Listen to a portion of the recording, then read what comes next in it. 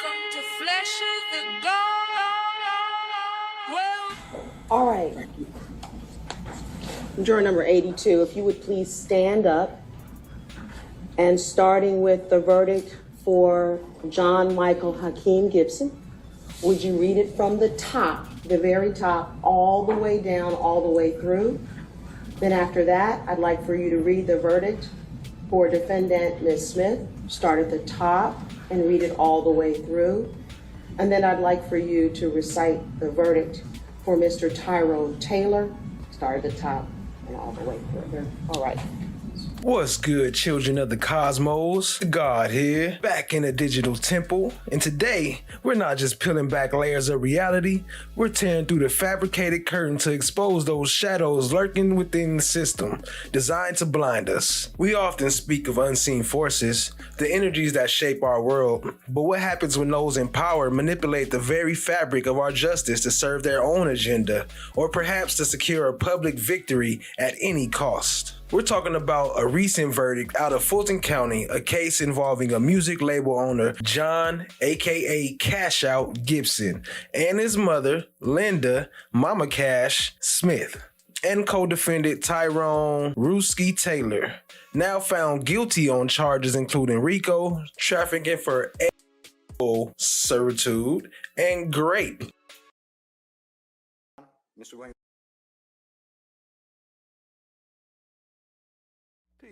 Peace, family. What up, and welcome back to Flesh of the Gods. Shout out to everybody for tapping in. Shout out to Chad Diggy. Shout out to No One.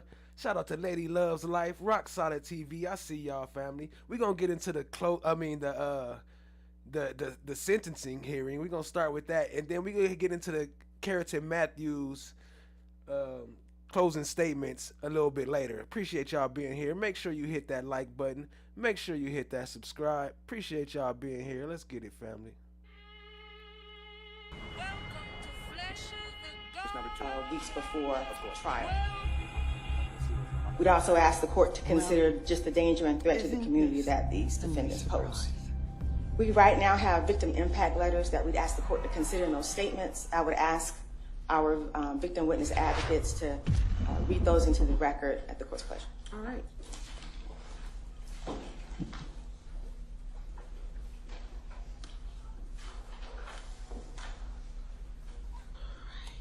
Good morning. Our first statement is from Jessica McQuarrie. Hi, my name is Jessica McQuarrie. I wanted to write this impact statement to let John Gibson know what he did to me was unacceptable, and it caused me a lot of pain and hurt in my life. I was already going through a rough time when I met him. I really did trust him when I met him. He promised me that I would get my kids back, which was a big effect on my life because at the time, that's all I wanted was to have my kids in my life. Sorry. I thought I would be able to go back home, have things for my kids, and be able to get my kids back in my life, but that was empty promises. I have gone through so much since all this happened. I have gone through many doctor's visits. I've done a lot of therapy to try to overcome this situation that affects me to this day. I have PTSD, I have depression, anxiety. It's hard to sleep at night without having flashbacks and night terrors of everything that's happened. I don't even get to have a normal relationship because I'm in fear of what the next person might do.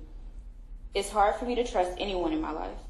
I've had to overcome a lot of things in my life, which has made me the person that I am today. And I hope that John Gibson, his mom, and cousin get what they have coming to them through this trial. You have affected many girls and their families through this whole situation with sex trafficking and abusing all of us girls. Not once did you ever think about our feelings and what we wanted and how we trusted you to get to where we needed to be or what we wanted to be in life. It's sad that you couldn't see our pain and our hurt and what we have had to endure since all this happened. I hope you get what you have coming to you, and you don't have to get out of prison for a very long time, even if you do get out. You can sit in prison and think about all the things that you have done wrong to us girls.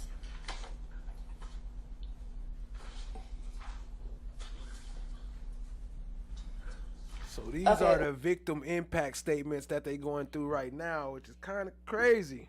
It's gonna get worse though. Stay tuned. Watch, family. We have Mr. and Mrs. Wiwatowski on Zoom, and they'd like to make their own statement. Do you want to know? I'm on. Can you hear me? Hold on 1 second.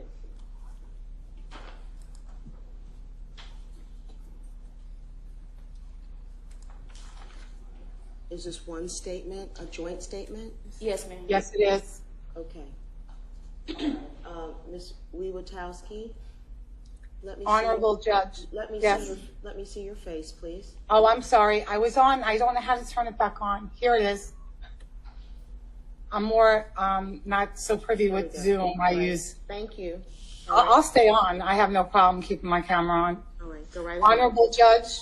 She's talking about pretty. We ain't not looking to see how pretty you is. We just want to make sure you are who you say you are. Plans and pins in the building. What up, though? Lady loves life. What up, though? Appreciate y'all joining. Our daughter became involved with the defendant in the summer of 2015. She had just only turned 21 in the March of the same year. Because she was so young, we were still paying for her car insurance, her cell phone. This is how we located our only child, who was taken from North Carolina to Georgia with a promise to be his girlfriend, and even told he was meeting his mother. Please understand the relevance to that statement, because I have been married since September of 1989. And all these warm and fuzzy triggers played into the scam of his wealth and the role that he would play in these women's lives, using his one-hit wonder status to steal their person. Oh no, with the low blow. His one-hit wonder status. You know he cashing out. He and his mom literally stole the souls of all the women that they victimized. This is evident in our daughter's case, as what he did to her defined her what she is today. She has been traumatized to the point she can't even be a mother to her own children. She's been in counseling since this incident and suffers post-traumatic stress disorder because of the violence and deceit that he and his mom delivered. These individuals withheld food while they were selling these young ladies on the internet to these Johns.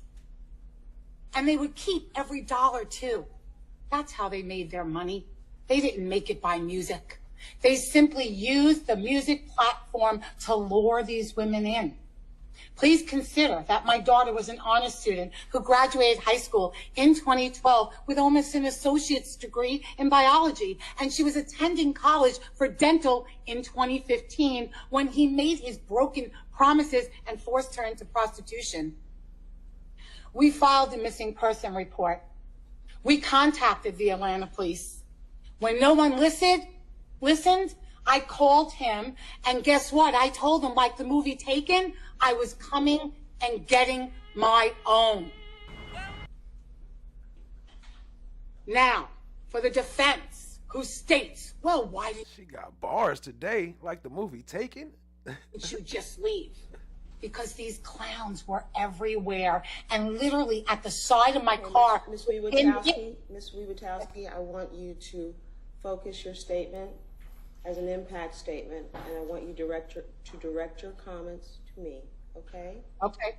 Well, she made a point to get us as close as possible. My point is, within minutes of we getting our daughter, that Mama Cash and another woman were in the side of our car, and we barely escaped. To say that children could just walk off, they couldn't. These people were everywhere. Please give all the victims their day by throwing the book at these folks. Remember the parents that traveled and drove from their home to his door to do a well check, for their daughter. Remember how we put ourselves in danger to save our daughter, and finally remember and resonate with the fact that even though we restored her body, we have been unsuccessful in saving and healing the person because of the trauma that these animals delivered. Thank you very much. Yeah, that's not looking so good. And she sound like she Caucasian too. And I heard that most of the jury was Caucasian, older males, older white males. So he didn't get no chance. He didn't stand no chance. He got super duper life. Well, I'm done. all right. All right. The next statement is from Diamond Irvin. Okay. My past dealing with Cash Out and Tyrone Taylor.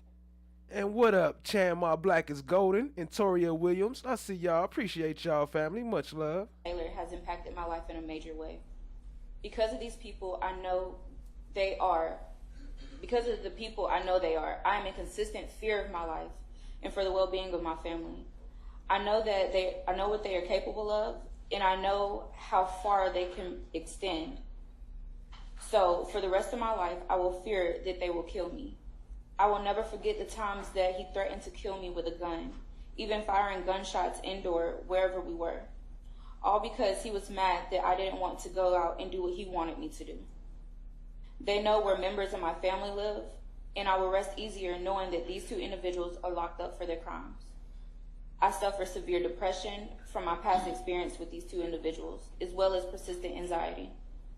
I have been in and out of the emergency room for at least 6 times to receive treatment for symptoms such as high blood pressure and rapid heart rate because of the trauma that Cash Out and Tyrone Taylor put me through. I have been prescribed several medications to help me deal with these symptoms. As a result of their manipulation of me, I have found it hard to gain and keep employment, and I have had to relocate out of the state of Georgia just to get away from them. I hope the court takes my experience into strong consideration when sentencing Cash Out and Tyrone Taylor, so that me and my family and others would seek to do harm to be safer and protected. The next statement is from Janae Wright. I have gone back and forth writing this just to soothe my soul and allowing my spirit to rest it deserves by being satisfied with vindication felt from facing one of my demons responsible for the most traumatic experience I've ever lived through by testifying. However, the God I serve knows me, and that same God prompted me to release this burden from my heart and speak one last time. So here it goes. In 2015, I was robbed and raped at gunpoint by 2 men while in a hotel with my best friend. In 2015, I was 20 years old, young, free, open-hearted, optimistic, and had an insatiable lust for life. However, after the event in 2015, I became anxiety and depression stricken, filled with paranoia and severely distrustful of everything and everyone. That was cowardly, and inwardly I felt alone, afraid, disgusting, unloved, and unlovable because I was tainted by an experience that altered my personality so much that I couldn't even recognize myself. Repulsed by the thought that I would be forced to explain to anyone who attempted to bond with me, and fearful of being too much to deal with, because why would anyone love a victim of such a heinous and fearful of a heinous thing, or fearful of being questioned because my story didn't make sense, and I would not be seen as a victim I really was.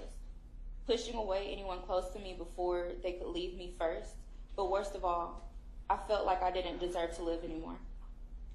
As I sit in my tears, remembering how this one event spiraled into the darkest moments of my entire existence, I remember the gut-wrenching feeling of having to explain to my friends and family that cared about me what happened, and the feeling of being judged, just as I did the day that the police were called and ignored me as well.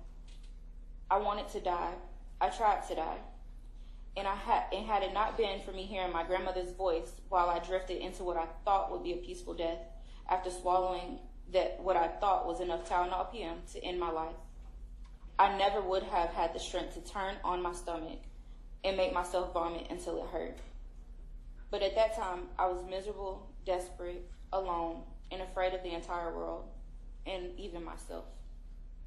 It's been 10 years of hell, healing, and hope that one day I would be able to tell my story and it would finally bring justice. So when I was contacted in 2022, I knew I had to tell it. For my then 4-year-old, now 8-year-old daughter. Whoa, whoa, whoa! Yeah, that's not good too. That's why he got that super duper life. They hit him hard. Shout out to everybody joining us from Cat Gang. Appreciate you from the KSPN crew. What up, Aubrey? Y'all? What up, Ali? I see y'all. Appreciate you joining, family. What up, Tho? Aaron, what up? Shout out to Toria Williams, first time. Appreciate you joining. That I vow to protect with my entire being. For Frederica, the most loyal friend I've ever had. For the women and victims I learned about along the way. But most importantly, for myself. Shout out to Queen Slime, Cat Knot Williams in the building. What up, though? Dear John Michael Hakeem Gibson, you don't deserve prison. Prison would be too good of a place for you. But since the death penalty is not an option, I pray that you never know peace, and that your soul will never return to this realm after it leaves. You are a disgrace and an abomination and true definition of a monster. I hope that the judge finds it in her heart to make sure that you will never know freedom as long as you live.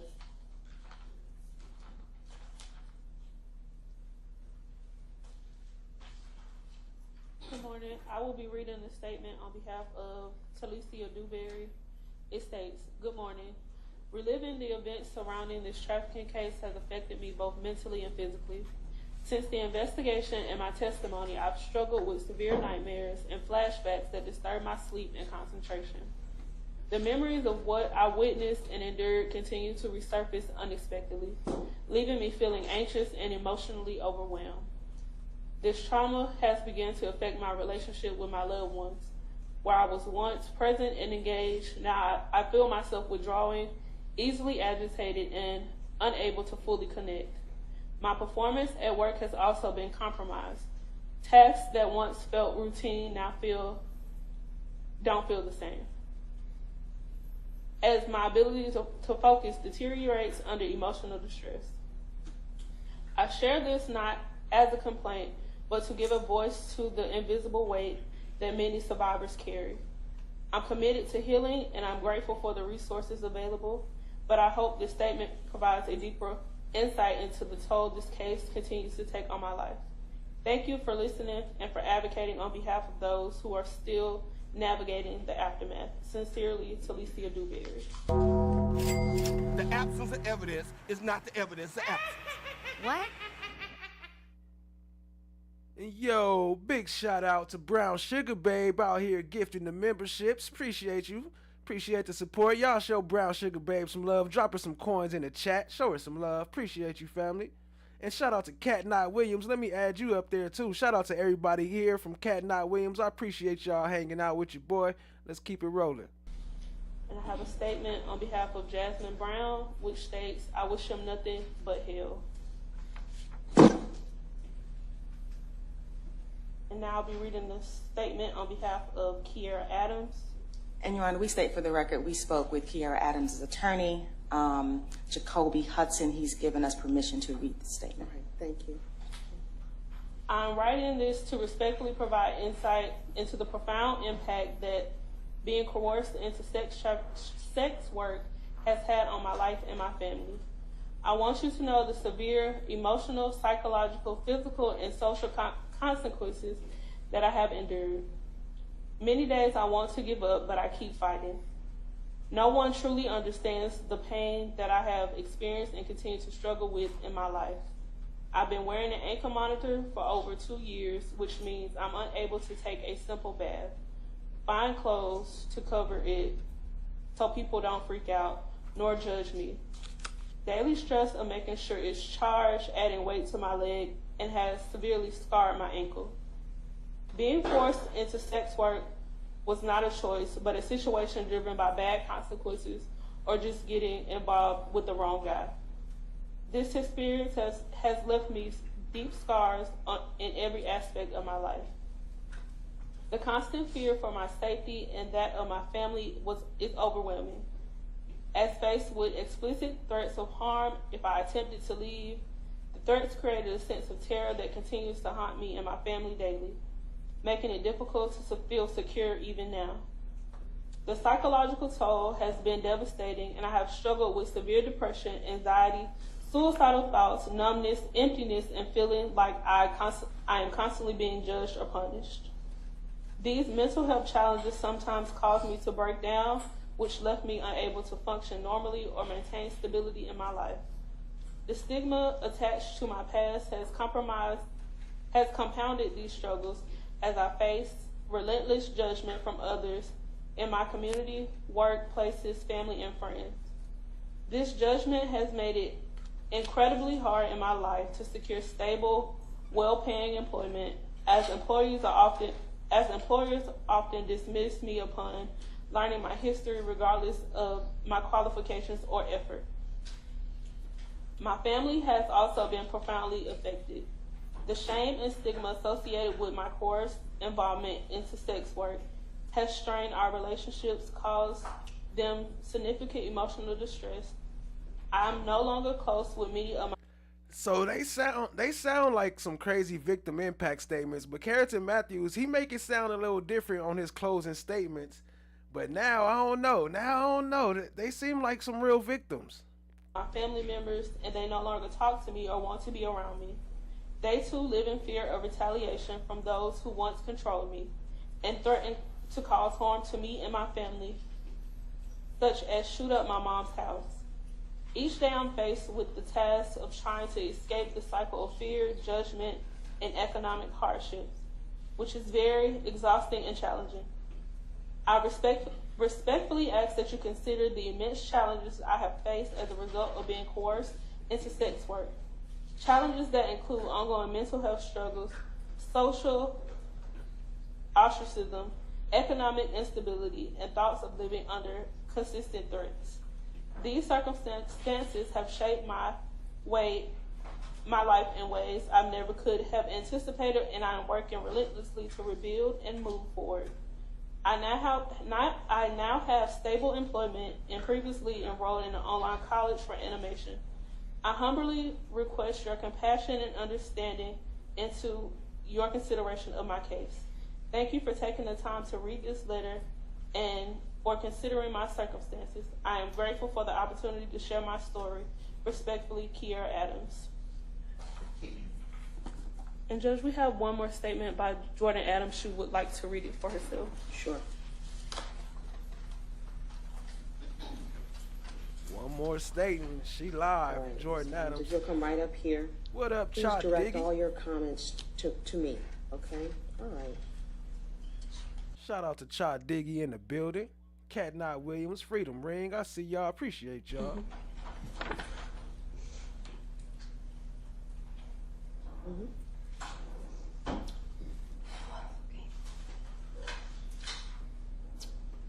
I wound up in the company of these strangers during a dark time in my life, Swing the mic over to her, please. Thank you.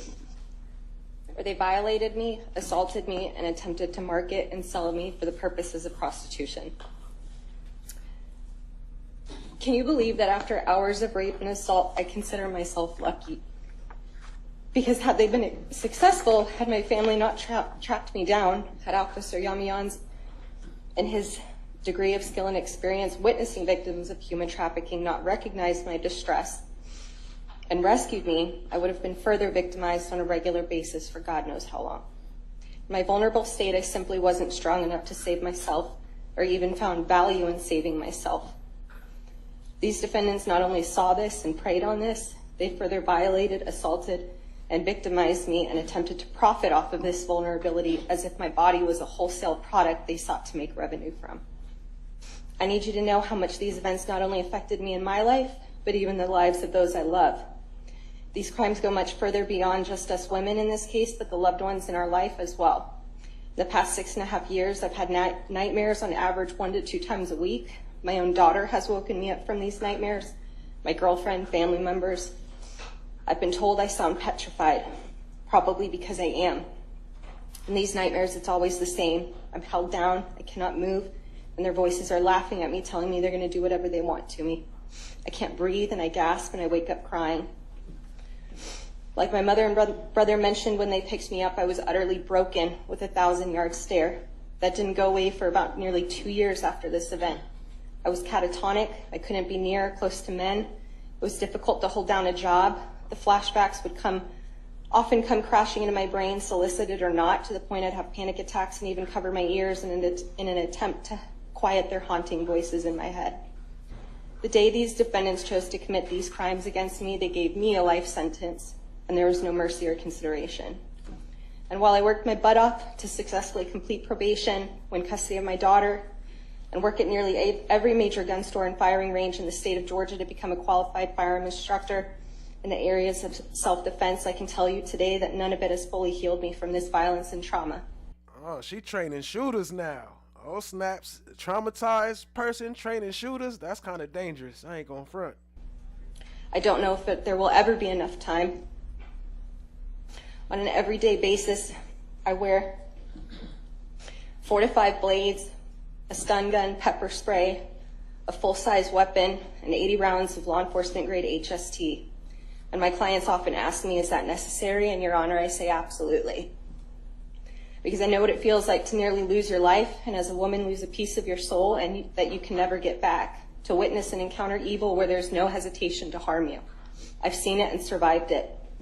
I know today that I'm equipped and qualified to defend my life for others and to share this knowledge with others, but not only do I owe it to help others and their healing and to serve my community, I owe it to the girl that I used to be. The girl that couldn't save herself. But perhaps this step right here will offer me the healing I and these women in the community need from the offenses the court has recognized these people committed. Regarding sentencing, I'd like to reiterate that my nightmares and flashbacks in my sentence is only one of many. There were many, many other women who went unnamed during this trial. John Michael Gibson and his mother affected so many women, Your Honor. For God's sake, he picked his own mother out. It's no less impact on the community.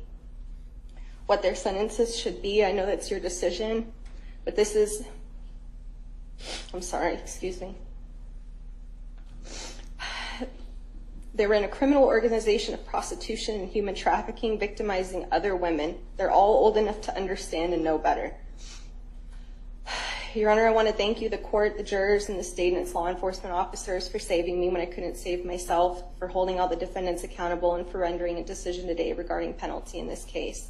I especially want to thank Officer Yamians and Investigator Dillard for going above and beyond throughout these years, and ADA Winfrey for tirelessly working on this case since day one. They're the heroes all of us ladies needed. After today, I keep hearing that I may be able to put this behind me. But Your Honor, it's never behind me.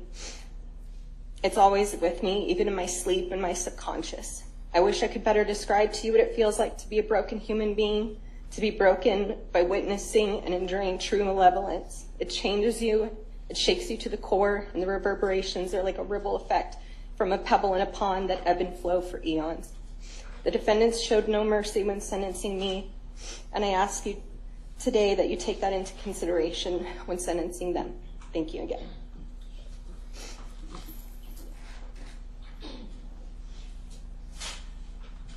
Oh, you say it sounded a little fishy, huh? Kind of crazy. Your Honor, with that being said, the state would like to now put on the record our recommendation for the court's consideration. All right. Slow, please. Absolutely. As to John Michael Hakeem Gibson, count 1, RICO, 20 years to serve. Count 10, rape, life. Count 12, aggravated sodomy, life. Count 22, trafficking a person for sexual servitude, 20 years to serve. Count 23, trafficking a person for sexual servitude, 20 years to serve. Count 24 and count 30, merge, 12 months. Count 25, possession of a firearm during the commission of a felony. My fault, I pushed the wrong button. No, YP, this not, well, the case actually is old. It was way back from 2019. And so they've been they've been waiting to try this case until Careton Matthews was done with the YSL case. It kept getting delayed and delayed because of how much the YSL case. So he was sitting in jail for almost 5 years waiting to get tried on this case, just waiting for the YSL case to finish. But this is new though. This just happened today. He just got sentenced today. 5 years consecutive to the sentence.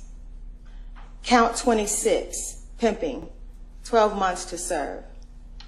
Count 28, keeping a place of prostitution, 12 months to serve. Count 29, willful obstruction of a law enforcement officer, 12 months to serve. And count 45, prohibited items by an inmate, 5 years to serve. We'd ask the court, as special conditions, should the court give any probated time, that a $100,000 fine be allowed pursuant to OCGA section 16-5-46. Defendant is to register as a sex offender. Defendant Gibson is to stay. $100,000? What part of the paperwork say that? I ain't never seen that on no paperwork. It just randomly say $100,000. Stay away and have no direct or indirect contact with all named victims in the indictment, to include Diamond Irvin, who was not named in the indictment but testified at trial, and he's to stay away from their families. He is to not hold any fiduciary positions or positions of trust, and cannot possess any other person's identifying information. He is to have no social media or no dating applications, and he is to stay away from all adult entertainment establishments. He is not to engage, of course, in the commercial sex business. He is to stay away from 737 Alfred Road, Northwest in Atlanta. He is to stay away from the Mezzo apartments located at 2171 Peachtree Road. Bro, y'all giving him life. 2 life sentences plus 90-something years. Like, he's not going to be nowhere near those apartments. Atlanta. He is to stay away from the Fulton Industrial Boulevard corridor. He's also to stay away from 9340 St. Georgian Commons in Johns Creek. The defendant may not form a limited liability corporation or other corporation without prior knowledge and consent of his probation officer. And he must submit a financial statement every 6 to 12 months, including tax returns, to his probation officer. The global sentence as it relates to defendant Gibson would be 2 life sentences plus 65 years, 60 months. Hold on 1 second, please. Yes, sure. 2 life sentences plus 65 years. Go ahead. 60 months and 5 years consecutive. 60 months and 5 years. So 5 years and 5 years. Why she say 60 months? Okay.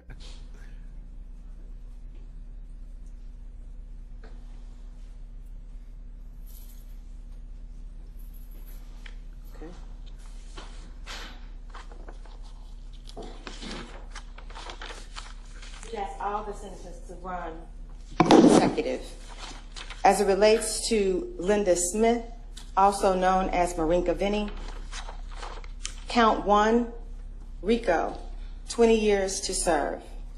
And count 37, trafficking a person for sexual servitude, 20 years to serve.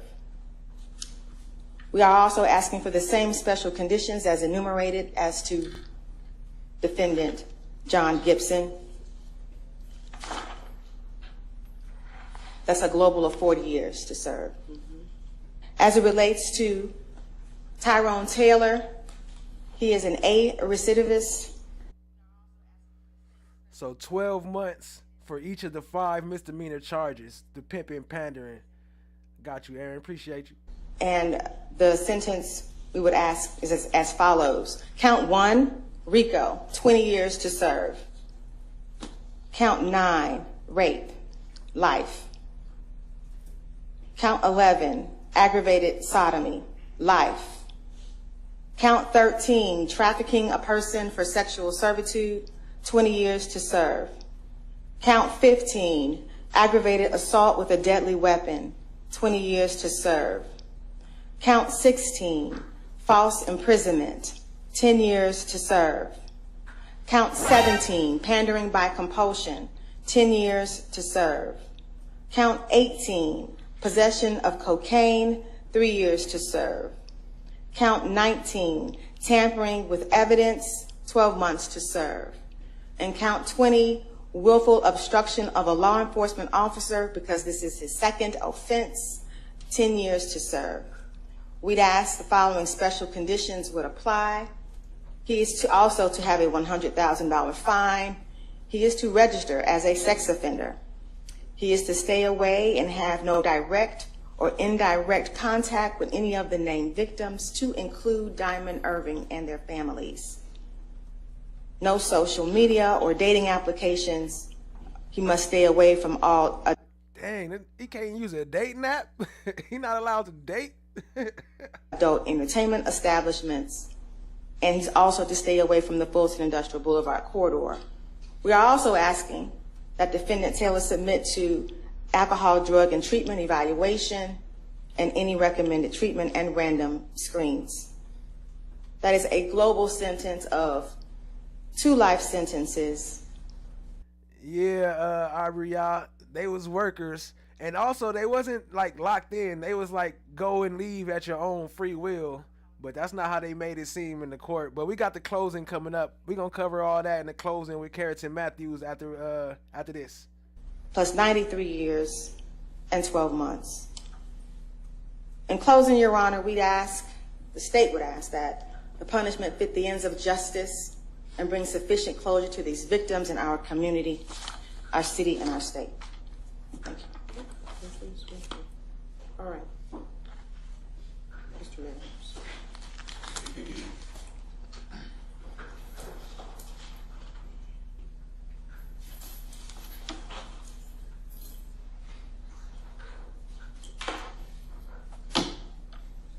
So now Careton Matthews about to speak, and then Cash Out, he gonna speak too. That's kind of crazy. That's part Cat was talking about. The closing, his closing statement or whatever, his speech, whatever it's called, is crazy.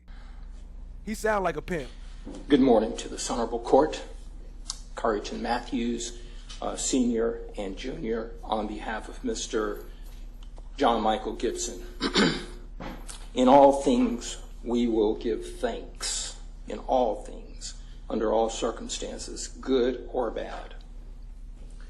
Your Honor, Code Section 16-6-1 is the rape statute. A person convicted of the offense of rape shall be punished. These are the options in our statute. It says death, by imprisonment for life without parole, by imprisonment for life, or by split sentence. That is a term of imprisonment for not less than 25 years and not exceeding life imprisonment, followed by probation for life.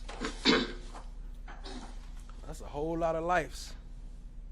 Code Section 16-6-2, Your Honor, governs the aggravated sodomy count. A person convicted of the offense of aggravated sodomy shall be punished by imprisonment for life or by split sentence. That is a term of imprisonment for not less than 25 years and not exceeding life imprisonment, followed by probation for life. An inmate at Fulton County Jail. Under 16-14-5, the RICO count. A person convicted of engaging in a RICO violation shall be guilty of a felony and shall be punished by not less than 10 nor more than 20 years in prison, or the fine specified in subsection B of this code section, or both. Under 16-5-46, trafficking of a person for sexual servitude. Yeah, Miss Any Love person there. That's her right there. You don't see her bobblehead right there behind Careton Matthews? who commits the offense of She over there trafficking bobbing. an individual for labor, servitude, or sexual servitude shall be guilty of a felony and upon conviction thereof shall be punished by imprisonment for not less than 10 nor more than 20 years and a fine not to exceed $100,000. Your Honor, when we are handling sentencing hearings, Code Section 17-10-2 governs that process. In the hearing, the judge shall hear additional evidence and extenuation, mitigation, and aggravation of punishment, including the record of any prior criminal convictions and pleas of guilty or nolo contendere of the accused, or the absence of any prior conviction and pleas. Punishment for serious violent offenders based on the verdict, rape and aggravated sodomy fall within this category. The sentence of any person convicted of the serious violent felony of rape or aggravated sodomy shall, unless sentenced to life imprisonment, be a split sentence, which shall include a mandatory minimum term of imprisonment of 25 years, followed by probation for life, and no portion of the mandatory minimum sentence imposed shall be suspended, stayed, probated, deferred, or withheld by the sentencing. And also, just so y'all know, this is not the closing statements that I'm talking about. This is just them trying to get a light sentence, but I'm talking about the actually closing argument from the other day that I'm going to play next. Appreciate y'all being here. Hit that like, hit that subscribe, tap in, share with a friend. Court.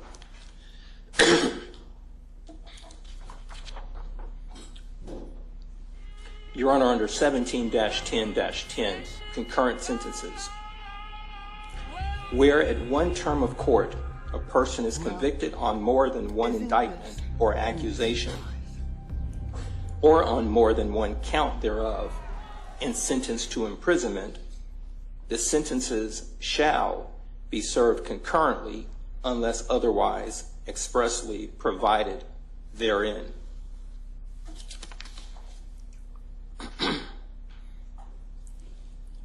Under 17-10-11, granting of credit generally. Upon conviction for an offense, a person shall be given full credit for each day spent in confinement in any penal institution or facility, and in any institution or facility for treatment or examination for disability, including pretrial confinement for any reason since the date of arrest for the offense which is the subject of the sentence. This code section shall apply to sentences for all crimes, whether classified as violations, misdemeanors, or felonies, and to all courts having criminal jurisdiction located within the boundaries of. Shamrock Black is Golden said these young women wanted to be there at one point in time. Sugar Free better be careful. Be careful. They coming after the pimps next. They done with the gangs. They coming for the pimps. Of the state.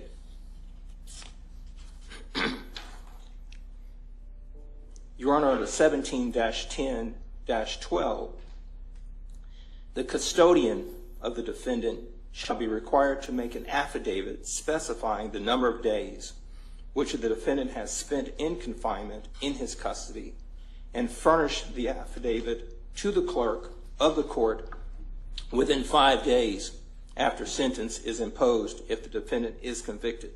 The affidavit of the custodian of the defendant shall be made a part of the official record of the trial, and that particular affidavit will be submitted to the Department of Corrections when the defendant has been sentenced to the custody of the department.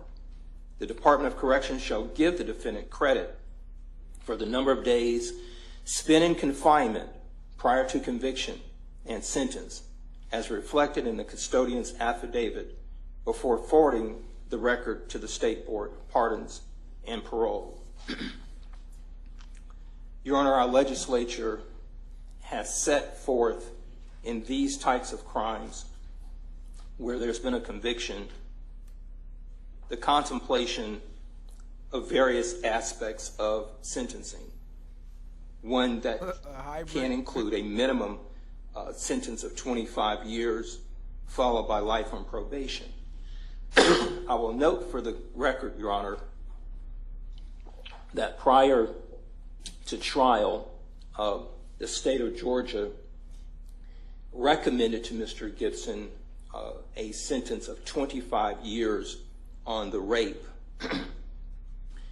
Now, our system of justice, Your Honor, frowns upon a trial penalty, a trial tax.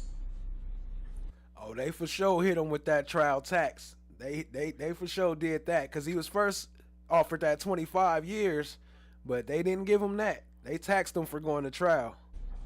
Sentencing people harsher because they elected to exercise their Sixth Amendment right to a trial and handing and imposing a much harsher sentence goes against the grain of justice, because what it does is it has a tendency to snuff out the Sixth Amendment if a person is in fear of going to trial because of the trial penalty or the trial tax.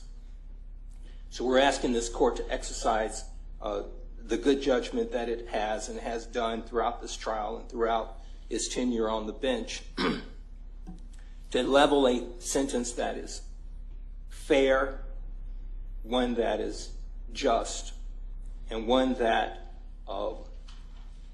contemplates the purposes of sentencing. The purpose of the absence of evidence is not the evidence of absence. What? Shout out to Chan Ma Black is Golden, dropping a gifted membership. Appreciate you. Y'all drop some coins in the chat for Chan Ma Black is Golden. Sentencing, Your Honor, addresses three things. It addresses retribution, it addresses deterrence, and it addresses rehabilitation. These victims that have come forward to this podium have expressed to this court what they want the court to do. And if you've been a victim of anything, there's various cycles of thoughts and emotions that go through being a victim. You could be a victim of a sex crime, you could be a victim of a theft, you could be a victim of a heinous lie, you could be a victim of anything, and one of the things is going to be anger, one of the things is going to be trauma, one of the things could be forgiveness. There could be a lot of emotions that come out of being a victim. You have perfect victims and you have Hey, and this judge shows no mercy. Watch when you see her face later. The face she was making during his closing arguments is insane. imperfect victims, but nonetheless you have victims. You can agree or disagree with the trial verdict, but we are standing here today because we are now at this sentencing phase. And we're asking this court to, when it looks at sentencing, that it also considers not just the retribution part of the sentencing, not just that, the deterrence, that's a scenario where the sentence will hopefully deter others who are in society from engaging in certain conduct because it says, hey, listen, this is what could happen. So it's supposed to be a deterrence. There are many articles, many statistics and things of that nature that say that harsh punishments don't really deter. Maybe it does. We don't really know. Then there's an aspect of sentencing that deals with rehabilitation. Things that send a message that says, hey, look, we believe that there can be rehabilitation in a sentence that's appropriate, that allows for punishment, deterrence, and for rehabilitation. Now, Mr. Gibson is 34 years old. He has 3 children. He has a 17-year-old, a 16-year-old, and a 9-year-old. The state enumerated that he has 24 cycles. However, he has no prior felony convictions on his record. None. The open cases involve a drug charge from 2021 and possession of cell phones inside the jail. And we understand that the state... All right, so Aaron said this is the judge that Kayla said she would never want to go in front of with Yak's probation revocation. Okay, makes sense. It makes sense. That looked like her. And shout out to Chan My Black is Golden dropping another gifted membership. Y'all drop some more coins. Show us some love. Appreciate it. The absence of evidence is not the evidence. Brought forth a RICO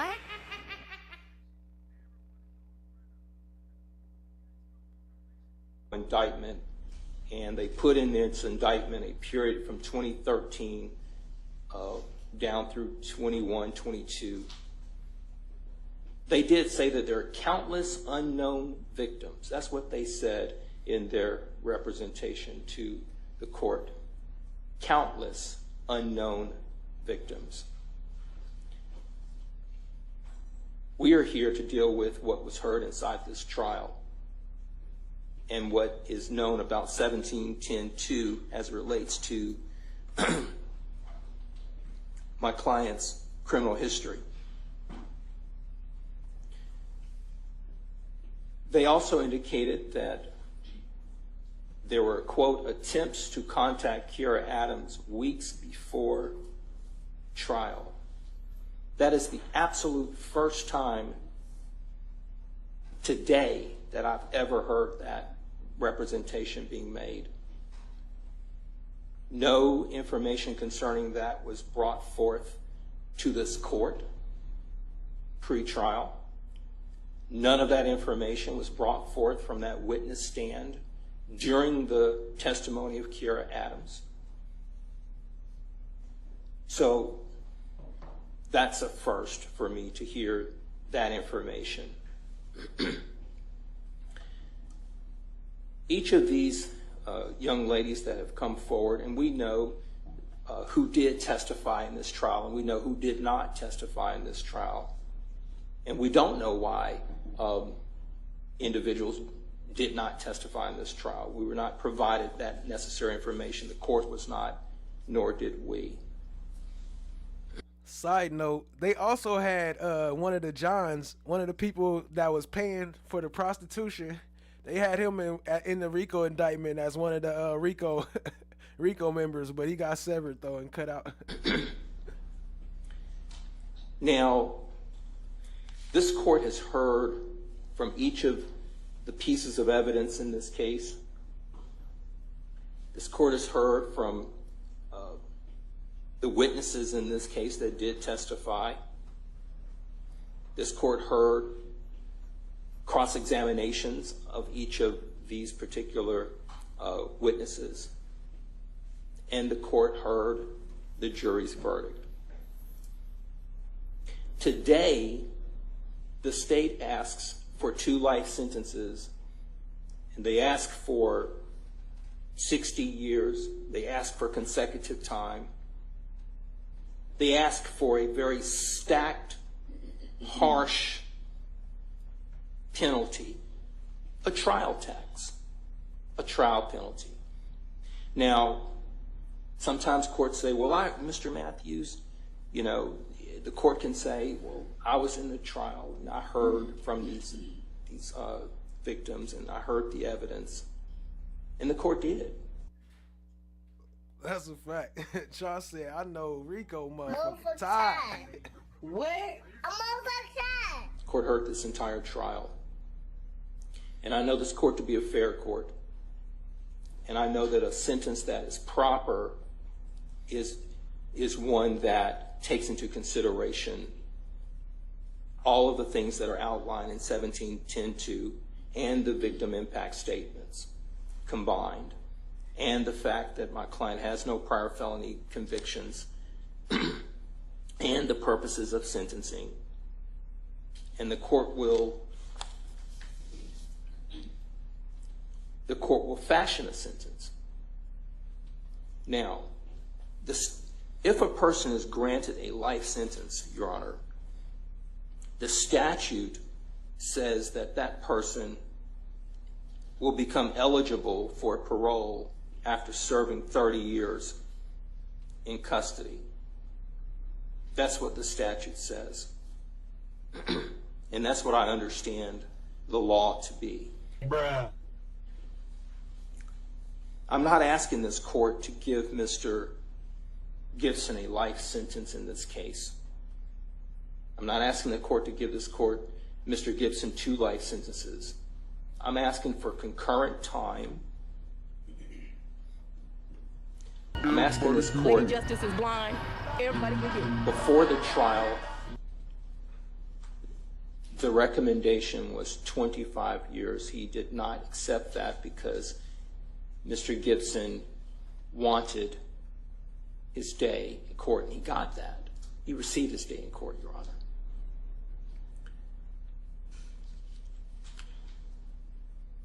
He wanted the constitutional right to have his Sixth Amendment trial, and he received that. He received a fair trial from this honorable court. Allegedly, we didn't get to see the trial because they cut the feed. They started the first day and cut it off halfway. What up, Late Night Bacon with Mookie? Mookie, appreciate you joining, family. So we're asking that he receive a fair sentence as well. It doesn't stop at sentencing. The fairness continues from jury selection all the way through the end of the case. And we believe that that's what will happen this morning. We're asking this court, Your Honor. My client would like to address the court. Okay. So before I ask the court for what I'd like to ask the court to do, can I have my client address the court? Absolutely. Thank you, Your Honor. No, don't do it, bro. Don't do it. Don't do it. No, I ain't mad at him for speaking his piece, but he just, I don't know. We'll see. Let me know what y'all think. Good morning today, Your Honor. Good morning. I want to start out by thanking you for giving us a fair trial. I want to thank the jurors for the amount of time that they put in to judge this trial. This time being on this trial, I was able to see how the jurors are put in a tough position to, sit there and judge someone's life, and, it's a hard decision, and I felt like they made the wrong judgment. I've done things in my life. I'm not perfect. But the things I've been accused of, I know that I haven't done those things. I know it's typical for a person to come up here and, show remorse to, crimes that they have done, but I can only show remorse to the people that I know that was in this trial, which is Kiera Adams, Deanna Sanders, and Jasmine Brown. Not remorse on behalf of like I did anything to them, because if you know me, and people who really know me know that I wouldn't force anybody to do anything. Okay, so far so good. Just keep it where you at. Go ahead and end it there. I met women, I dated women who All snaps. were doing escort or whatever, however people want to look at it from a moral standpoint. Oh no, you should. But who was doing these things as a grown woman. I've only dealt with grown women.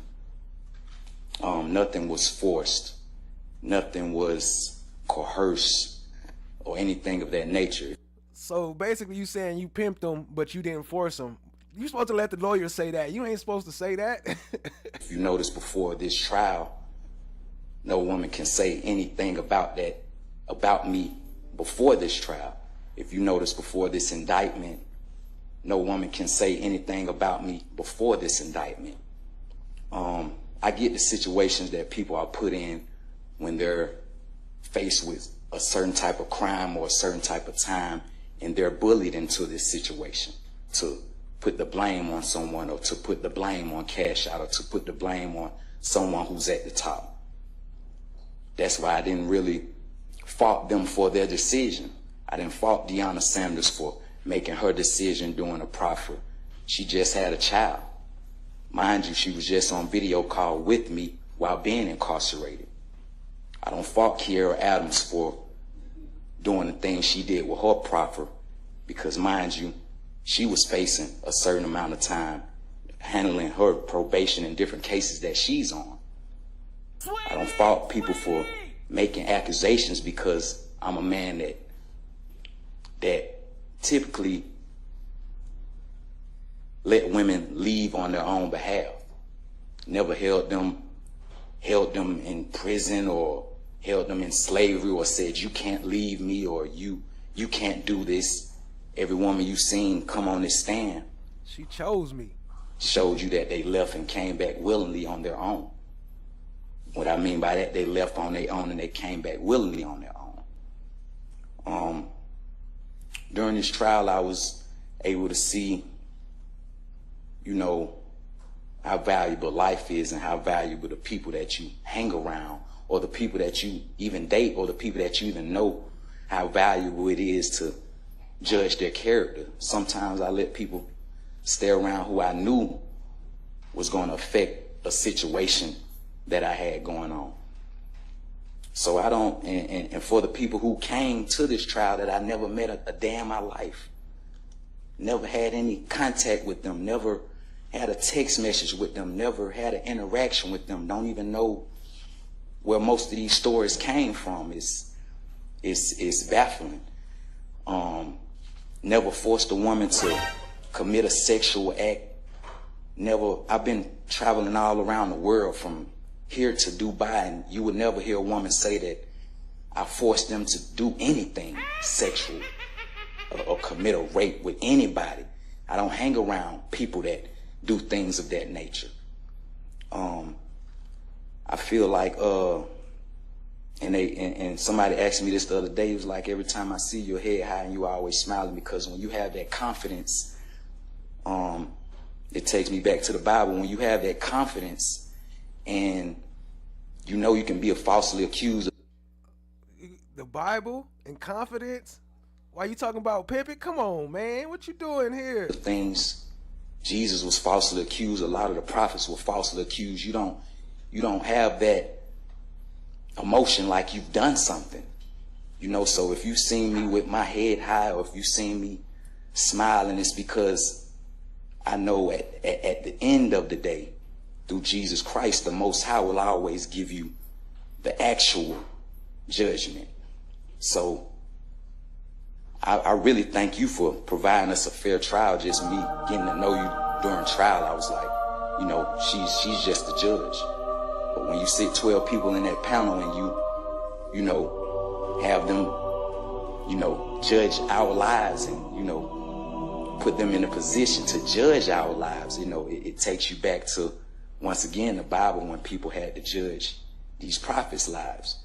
And I say, if you know me, you actually know me. There's plenty of people that know me in this world. There's plenty of people that know me in this jail. There's plenty of people that know me where I'm from. Like I say, once again, I'm not perfect. I come from certain areas. I come from, you know, certain environments. I come from doing things in my past life before the music. But I'm here to tell you that if you sat in this trial and you paid attention to this trial, before these dates, no woman could ever say, I done those things to them. Before these dates, you can go on my Instagram and see these women enjoying themselves, having their own things, living their own life. Before these dates, I could say you had these women that never had anything to say about me. Before this indictment, before the RICO, you had these women actually talking to me while I was incarcerated. I've been incarcerated for 4 years, and these women are interacting with me. These women who took the stand and supposedly scared of me, or monsters, or I'm a monster, or took these proffers. This wasn't the case before they was indicted. So from my perspective, I feel like some people can get bullied into a situation that they really don't really want to do. And I'm sitting here just holding my head high and just, feeling that one day the truth will come out. One day the truth will come out on my situation. One day the truth will come out on this rape. One day the truth will come out. Oh man, come on. Kimberly, what up though? You see Love up in there? I see bobbing her head as always. Allegation that these things never happen. And when you see a person get up on that stand and put their hand on the Bible and swear to tell the truth, the whole truth, and nothing but the truth, that means you have to be perfect like you're Jesus. You have to be perfect on that stand. You can't show a flaw. And that's a tough one. It's a tough one for me because I had flaws in my life. So you have to tell the complete truth on that stand. And I got up there and see people put their hand on that Bible and not tell the complete truth. And that's baffling. But at the end of the day, I put my trust in the Most High. I put my trust in the universe to bring out the truth. To bring out the truth of these people who made these allegations. To me, it's like you have no heart. You have no heart.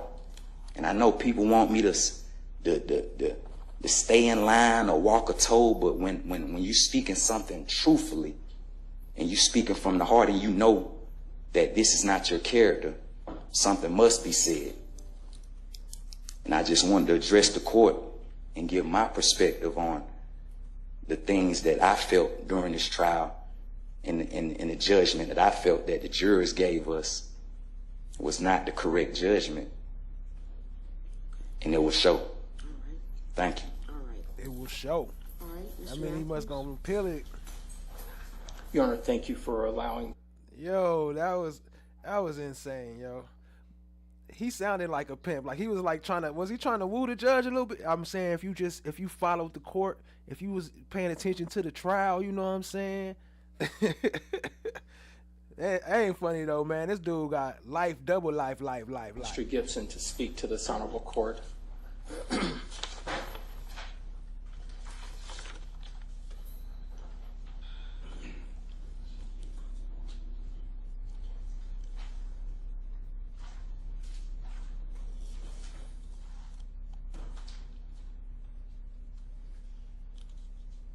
So, Your Honor, I'm asking this court.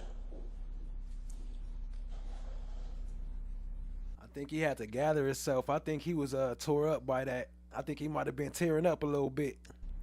To measure what was offered before trial and what the court believes is fair after this trial, and that there not be a trial penalty imposed. I'm asking the court to consider a 30-year sentence. Yay. With all of the charges run concurrent with the. Could you imagine trying to fight for a plea and the deal you asking for is 30 years? That's the deal? That's crazy. Exception of the firearm charge that has to be, under our statute, a consecutive imposition. All right. All right. Thank you, Mr. Matthews. Thank you. All right.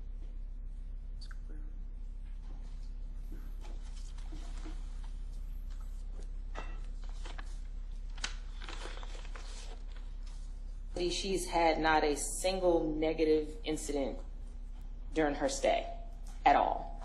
Not a single write-up, not a run-in, not an argument, nothing at all. In fact, there's a supervising officer that is in the women's location who speaks very highly of her and her involvement while in custody.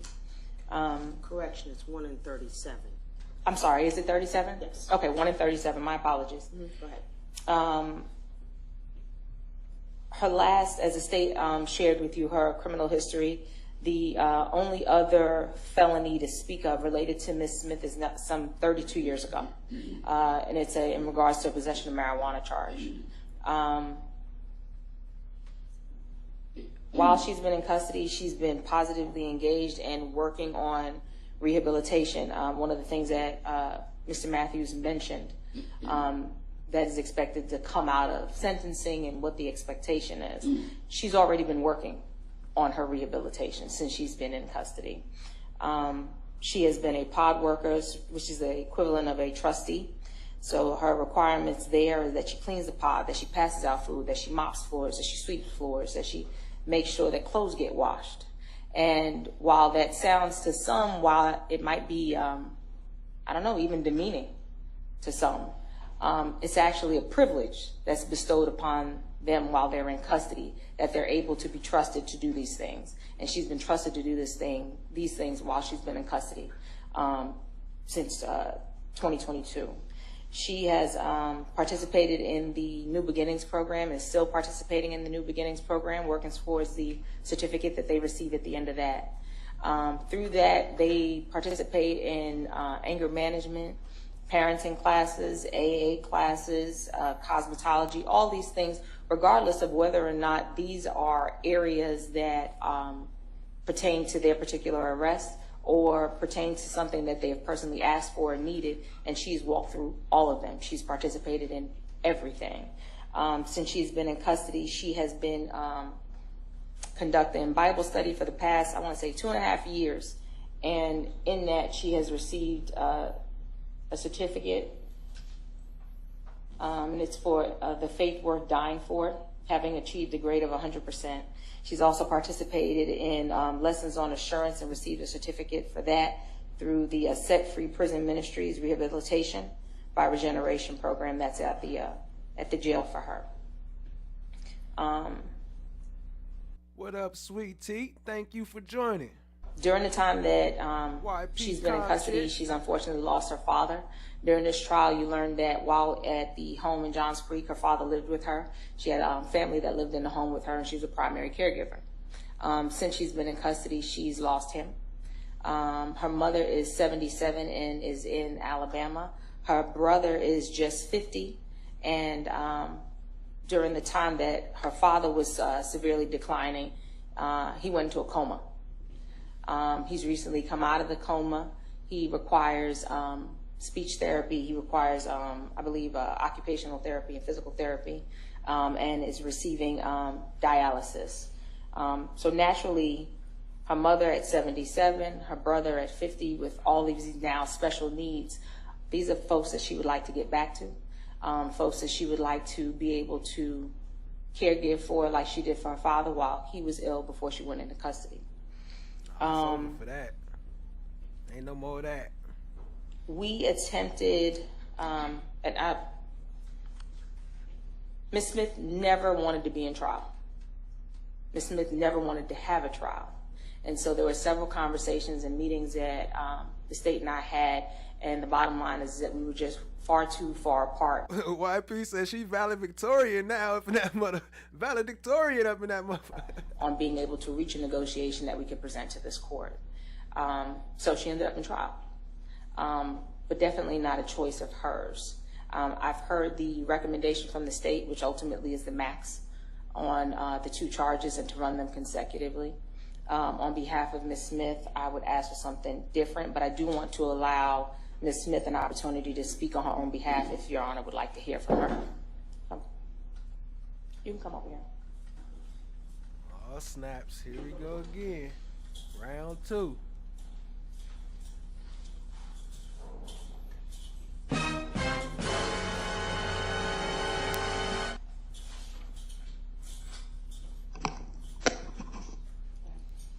morning, Your Honor. Good morning. I'd like to say thank you for giving me the opportunity to speak. I'm sorry. I'd like to say thank you for giving me an opportunity to speak. Not a day ever since I turned myself in, I was always prayerful for the victims.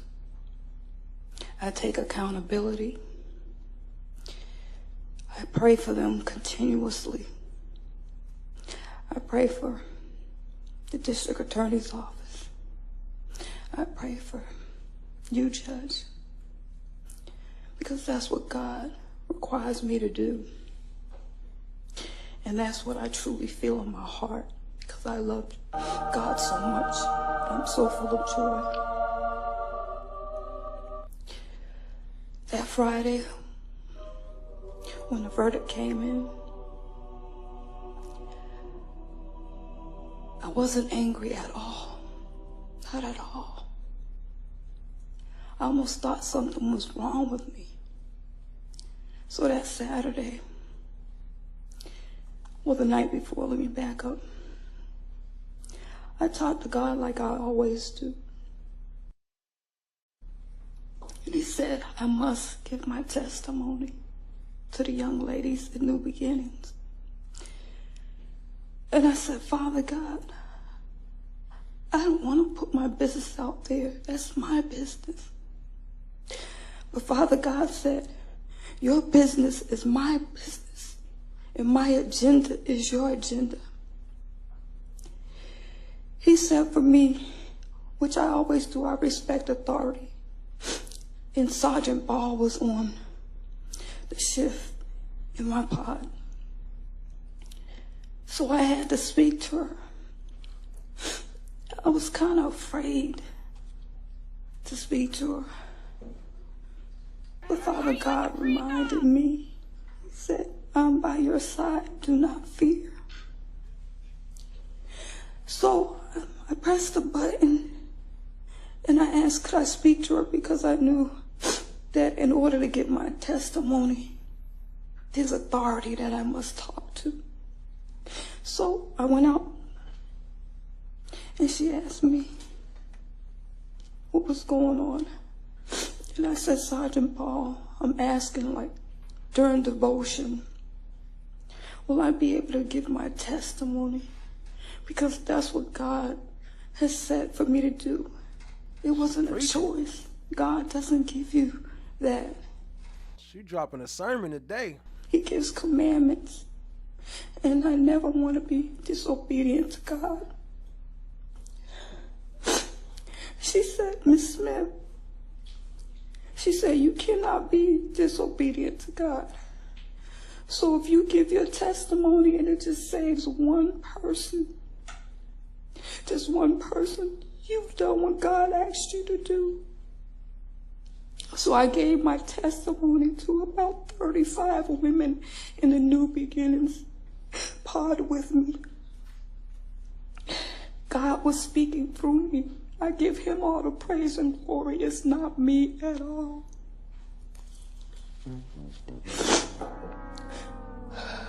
My attorney, she's been great. She's been great. And she asked me when she came Sunday to speak to me what I would like her to say. And she has done that. And I just said, give me an opportunity just to speak to the judge just a little bit. I'm so sorry for the victims, and I pray for them and will continue to pray. Because God says, if you love me, you love others. And when I pray wholeheartedly. I didn't think I could do it in the beginning.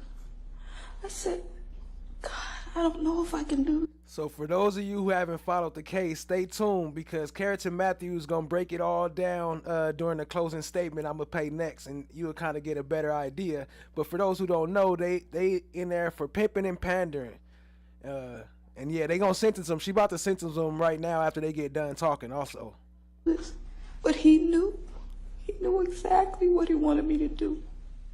He chose me to do this. I couldn't even stop teaching the word if I wanted to. That's not even an option with me. Whatever you wish it to be, I'm okay with that. Because I will continue to spread the good news wherever I go. Because that's the path that God put me on. It's been with me for a long time. I just didn't take notice to it. I love what I do.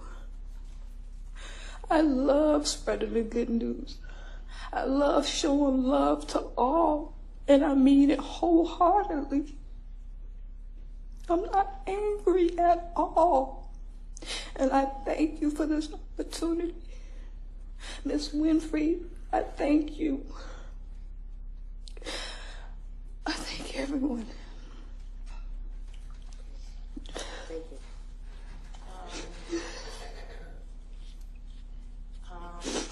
Your Honor, I'm going to be asking that you sentence her to a period of 20 years to serve 5 with the balance on probation.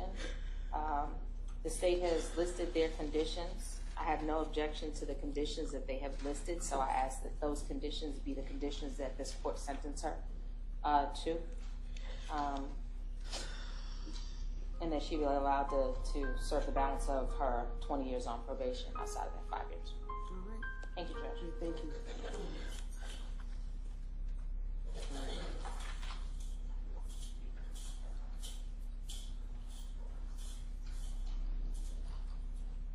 Mr. Green. She asked for 20 years to serve 5. If she get that, she'd be out right now. If she do 20 years to serve 5 with what, 15 left on probation? Kobe Hudson, I think.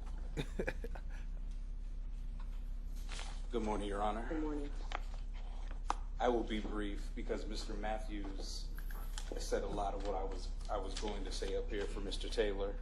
I would just like to add, Mr. Taylor's been incarcerated longer than everyone else. He's been in jail since this arrest for this case back in 2019. Mr. Taylor, out of this entire trial, played the smallest role, if any, in regards to this quote-unquote enterprise. And just remember that literally majority of the people that took the stand didn't even know who Mr. Taylor was. Or if they had seen him, they had seen him once, maybe somewhere over the years. As I have said throughout this trial and at the beginning, Mr. Taylor isn't similarly situated to literally every other co-defendant that's on this case. We've all been through these hearings. We've all been through the trial. I just wanted to put that out there on the record because Mr. Taylor wanted to make sure that it was known he's played the smallest role in this case, yet he's already been punished more than every other person on the indictment. Before we talk about, well, as the state said, Mr. Taylor is an A. How he played the smallest role and he got convicted of the most charges. Well, no, not the most, but he got convicted of all charges except for one So that really they had against him. do when it comes to sentencing with the court. However, Mr. Taylor does want to address the court before we move forward. All right.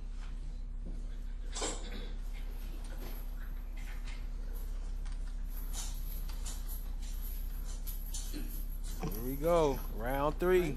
How's it going, Your Honor? Good morning. Round My 3. name is Tyrone Orlando Taylor. Speak up a little louder for me, sir. My name is Tyrone Orlando Taylor. I know my life ain't been perfect. I made a lot of mistakes in life. I know my background ugly, but not violent, like being caught with guns and robbery and murders and stuff. I know that I made a lot of mistakes by making the wrong decisions. And I learned since 2019, I've been incarcerated, to make the right decision. And I learned a lot of patience. And the victims who accusing me of something that they said I did, that I didn't do, and it hurt me.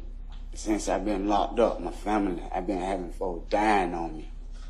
my son growing up, my daughter growing up. And I've been doing the best I can to get out this situation. He said, I know my background ugly. And for the victim, Jordan Adams, I asked that she forgive me if she felt like I did any harm to her. I don't harm no one. I help people. I always have jobs that I work. I was a chef. I put pipes in the ground. I helped do Did he say he was a sheriff? Create Centennial Park, the Kroger off Ponce de Leon. I was working. I was doing a lot of positive things, but I had my foot sometimes in the wrong mud. So since I've been doing time, I learned to stay positive. Did he just refer to these women as mud? He tripping.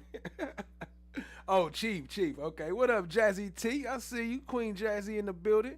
Appreciate you joining. Positive and don't do nothing negative. Just stay positive and stay prayed up. I talk to my mama every day. That's all I call my mama. Every day since I was locked up.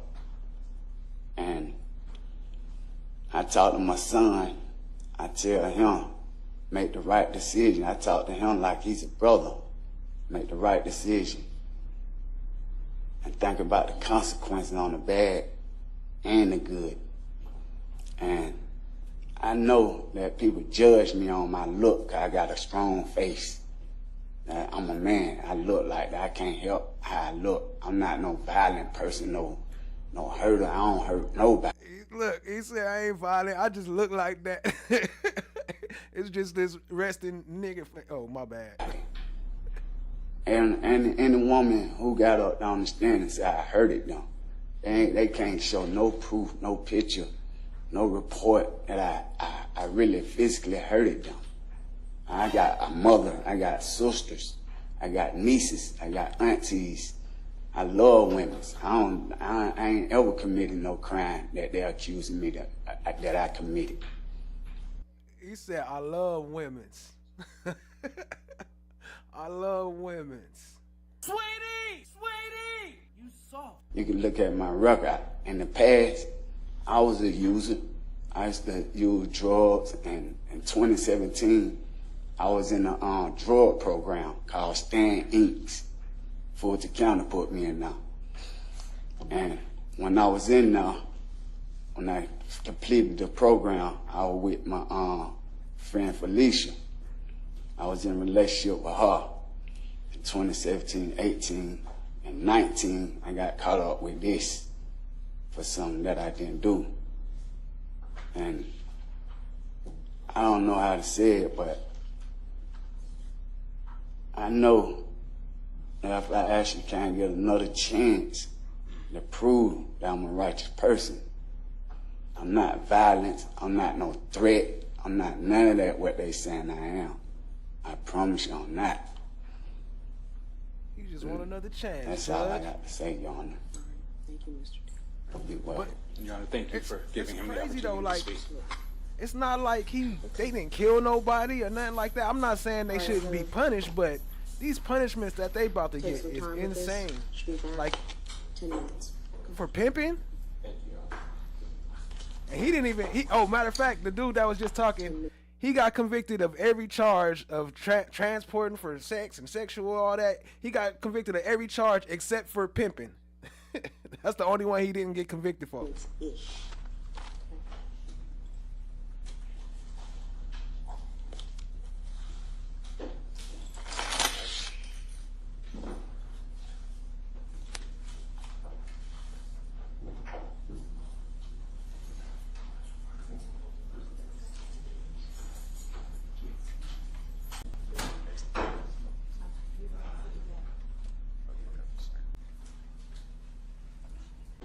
During the course of this trial, you ready? Okay. All right. Ladies and gentlemen, during the course of this trial, the court heard and viewed evidence demonstrating the very worst of human behavior toward other human beings. The jury verdict in this case reflects that the state met its burden in proving beyond a reasonable doubt that the diabolical conduct of the defendants occurred. The sentencing to be meted out by this court will be responsive to that. Mr. John Michael Hakeem Gibson, would you please stand?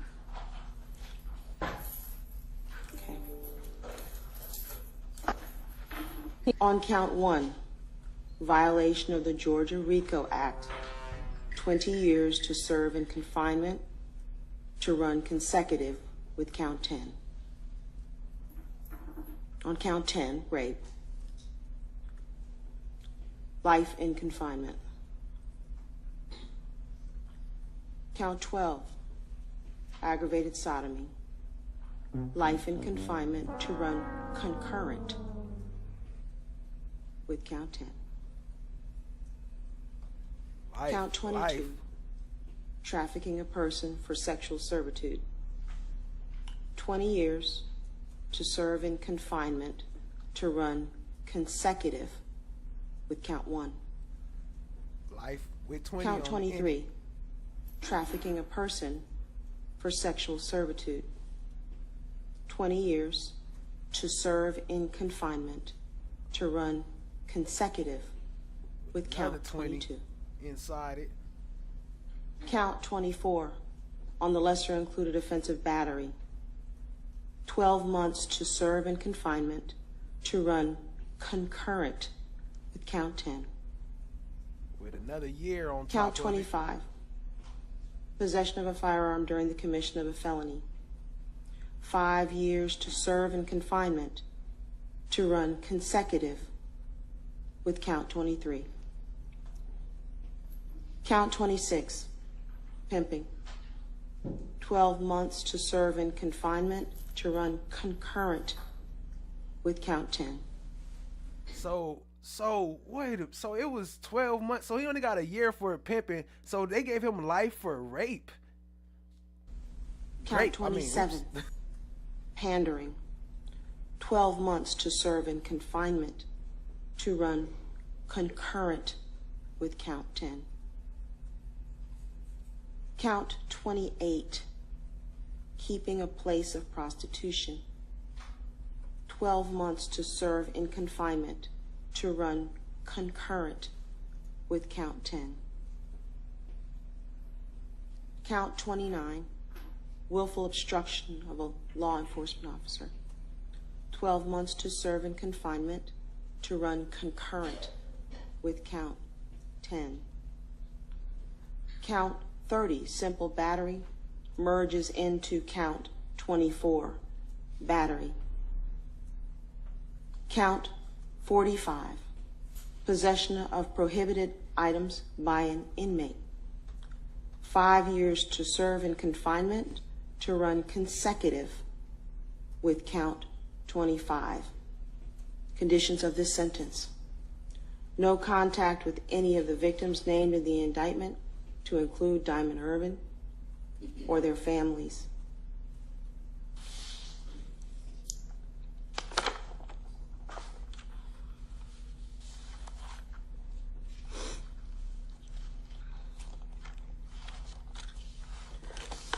You are to register as a sex offender. You are to stay away from 737 Alfred Road in Atlanta. They said, yeah, if you get out, what they say earlier, if you get out when you're 110 years old, you can't go to Alfred Road. You are to stay away from the Mezzo condominium, 2171 Peachtree. You are to stay away from the St. George's Commons address, and you are to stay away from the Fulton Industrial. Consecutive. Life plus 20, plus 20, plus 20, plus 5, plus 5, aka life plus 70. Boulevard. Corridor.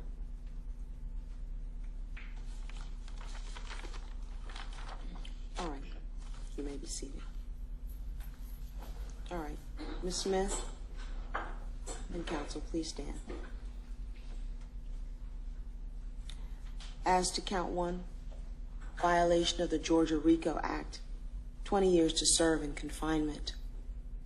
Count 37, RICO. trafficking a person for sexual servitude, 10 years to serve in confinement to run consecutive to count 1. I think that's part of why they went ahead and waited or made this last until right after the Diddy trial, because after he got out, I know whoever was in the jury, they probably saw all that. They was like, we ain't letting no more of them get away with this. How did he free? No contact but he not. with any of the victims, including Diamond Irvin, named in this indictment, or their families. You are to register as a sex offender. You are to stay away from 737 Alfred Road, the Mezzo at 2171 Peachtree Road, the address at the St. George's Commons, 9340, and the FIB, Fulton Industrial Boulevard. Brown Sugar said, no more riding around smoking on Keisha. Corridor. You may be seated. All right, Mr. Taylor.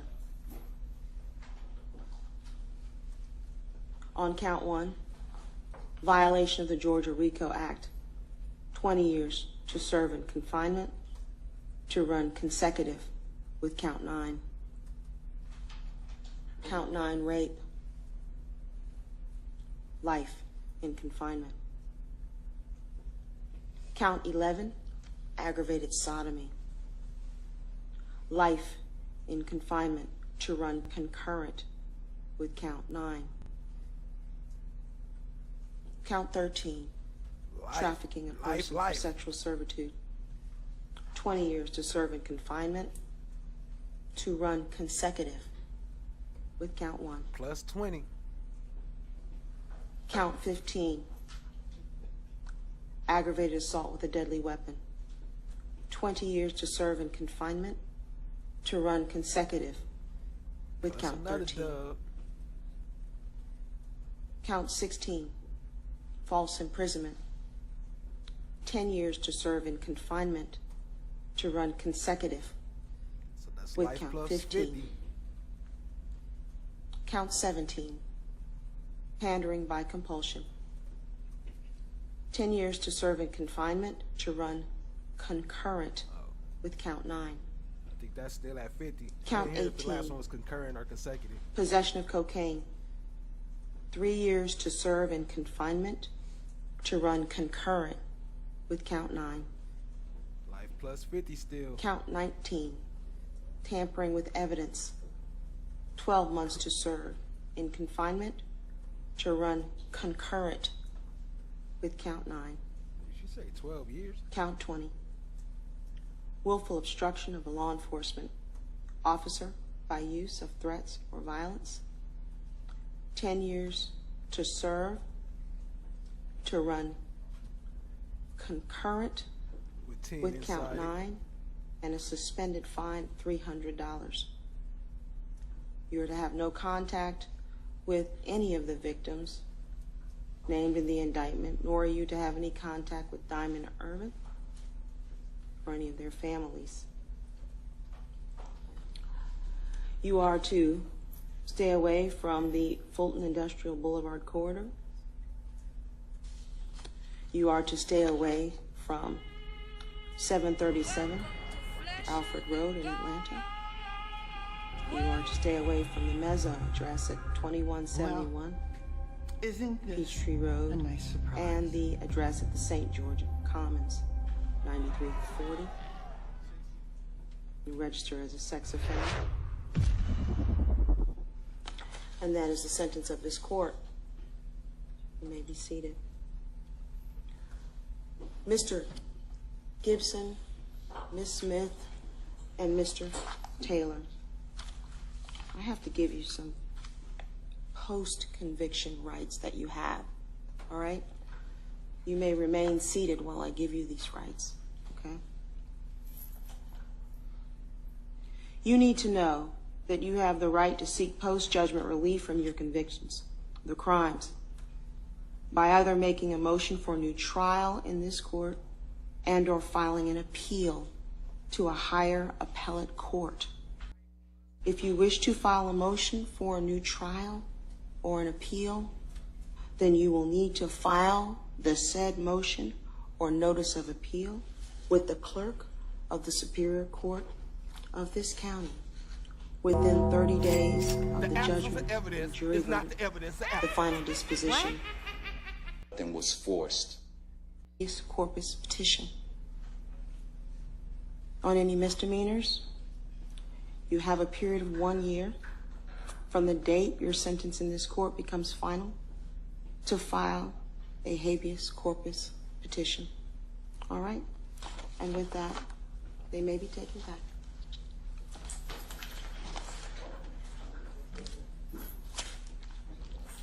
All right. I'm gonna go ahead and cue up the next one. The closing arguments. That was crazy though. Life, plus 20, plus 50, plus life, plus another life. Damn. Damn.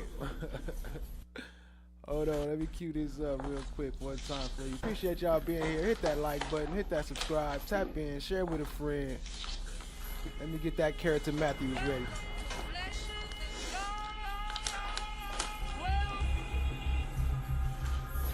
Well, yes. Isn't this a nice surprise? Your excuse.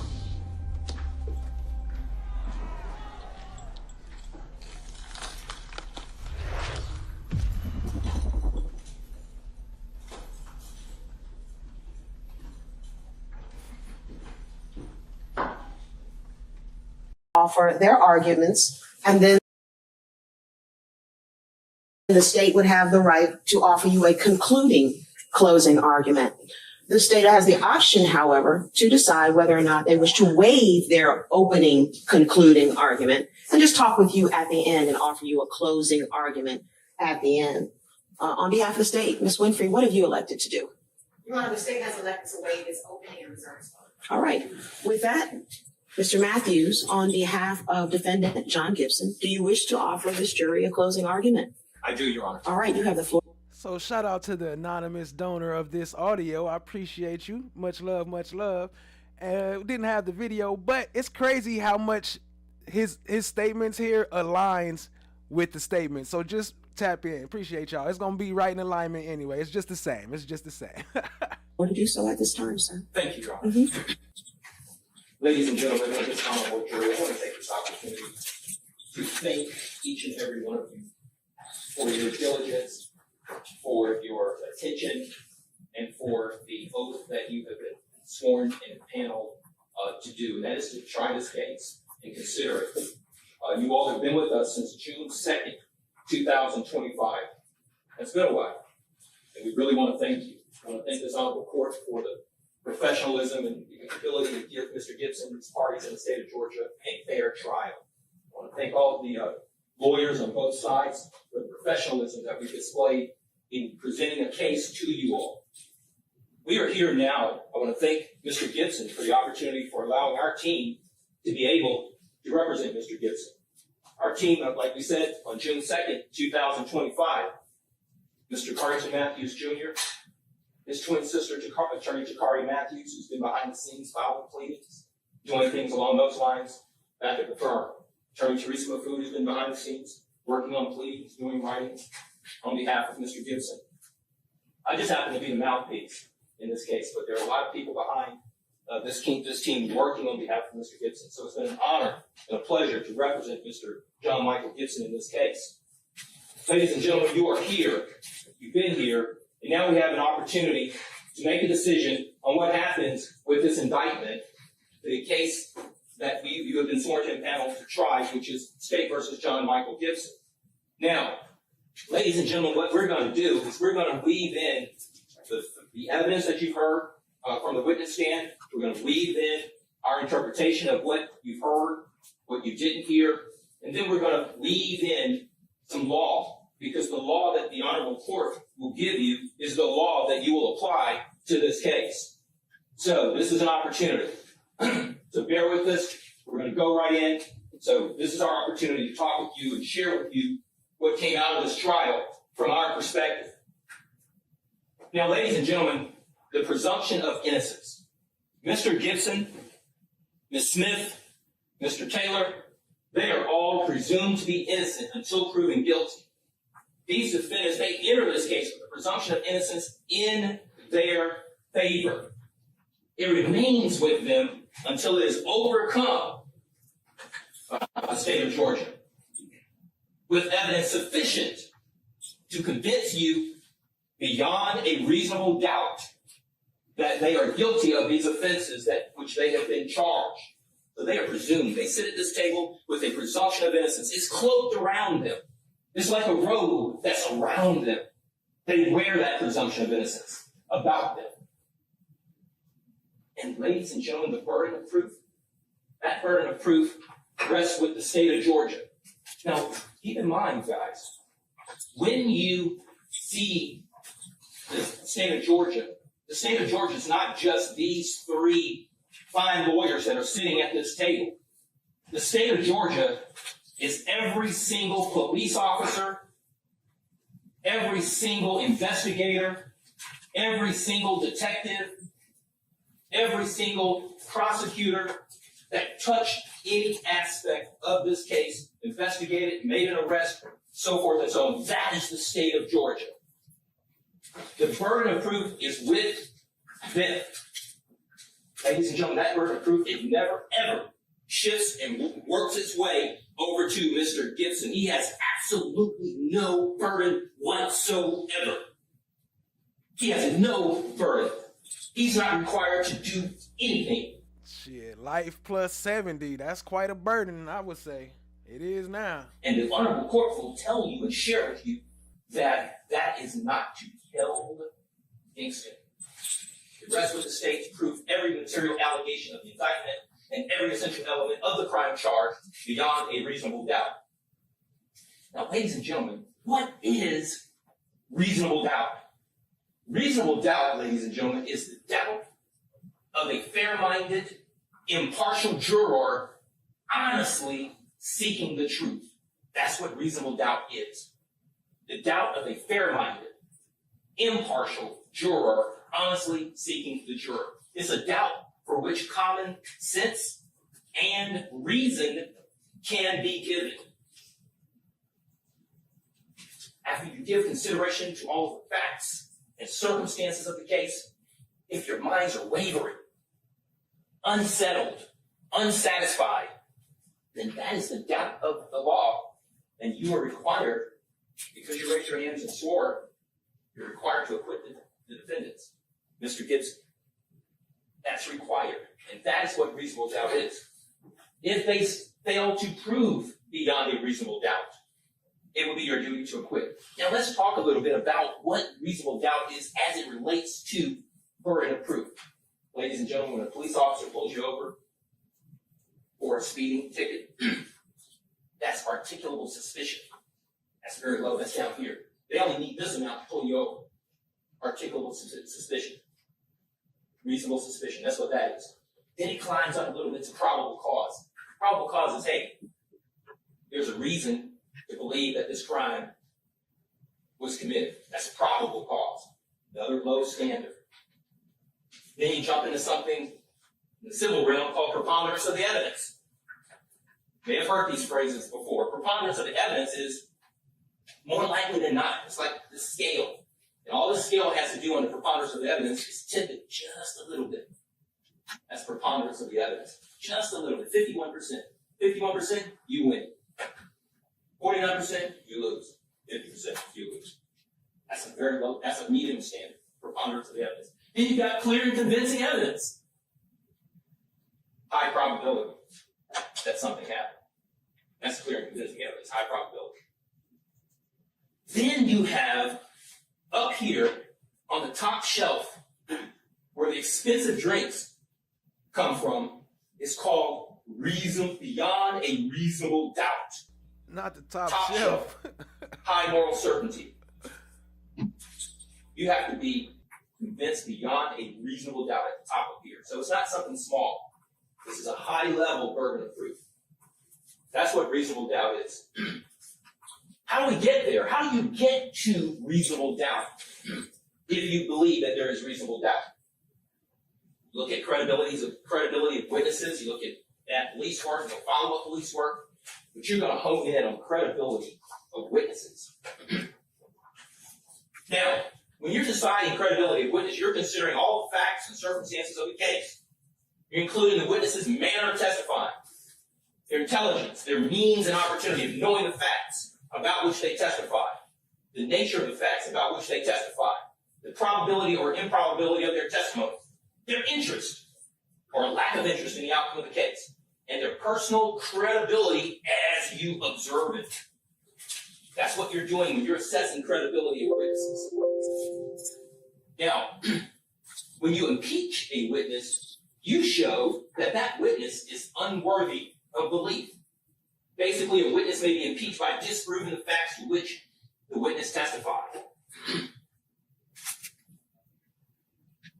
Now, when you're getting into the credibility of a witness, your assessment of a trial witness's credibility may be affected by comparing or contrasting that testimony to statements or testimony of the same witness before the trial started. So if you've got prior statements over here that happened before we got to this trial, they get into the trial and say something else, those are prior statements. As with all issues of witness credibility, you, the jury, must apply your common sense and your reason to decide what testimony you will believe and that which you will not believe. That's how we assess prior statements. Now, Mr. Gibson is charged in count 2. Count 2 deals with Jasmine Brown, trafficking a person for sexual servitude through the use of deception and coercion by creating or confirming an impression of an existing fact which is false. The dates on count 2 that the state alleged in their indictment, which is not evidence. Remember, we were in jury selection. You kept saying, well, no, the indictment which is not evidence, the indictment which is not evidence, the indictment which is not evidence. It hasn't changed. The indictment is not evidence. Count 2. Between the 27th day of March 2018 and the 28th day of March. So March 2018, that's when all this was started, from way back in 2018. 2018, they're saying that Mr. Gibson trafficked Jasmine Brown by creating and confirming some type of impression of an existing fact which is false. We're going to get into it, but that's count 2 for your consideration, that trafficking. We're going to get into it. Count 2, Mr. Gibson. Jasmine Brown. Count 22. Mr. Gibson, Jasmine Brown. Trafficking of a person for sexual servitude, March 27th, 2018, through June 1st, 2019. Did benefit financially and receive anything of value from the sexual servitude of Jasmine Brown. So from between March and 2018, from between that time period got him the rest of his life for pimping her during that time. So when you're talking about sex trafficking, you're talking about sexual servitude, force or coercion, deception, coercion, force, deception. That's what makes out sexual. Those are the elements. So that's count 22. Okay, count 23. Did knowingly entice, recruit, provide, harbor, subject, solicit, and maintain Jasmine Brown through the use of deception and coercion by causing and threatening to cause bodily harm to Jasmine Brown to compel compliance. That's count 23.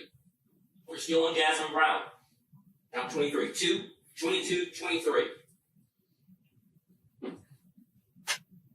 Let's go to count 24. Aggravated assault.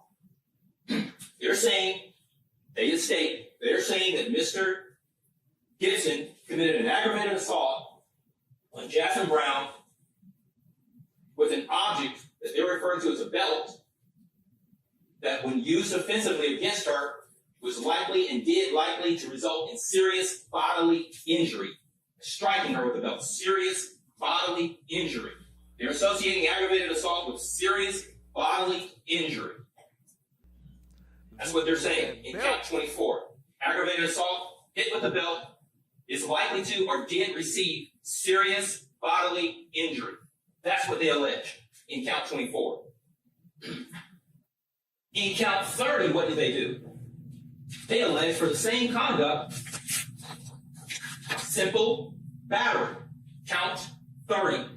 They said in their indictment for simple battery that by using that same alleged belt caused physical harm to Jasmine Brown. Simple battery. That's count 30. We're on Jasmine Brown. 2, 22, 23, 24, and 30 so far, Jasmine Brown. Now, Jasmine Brown, ladies and gentlemen, she told you that she was from Wilmington, Delaware. She told you that she aged out of foster care and went into an independent living at 18, right? She told you that she moved to Georgia to attend Georgia State University in the fall of 2017. That's what she told you. Get her on the witness stand on cross-examination.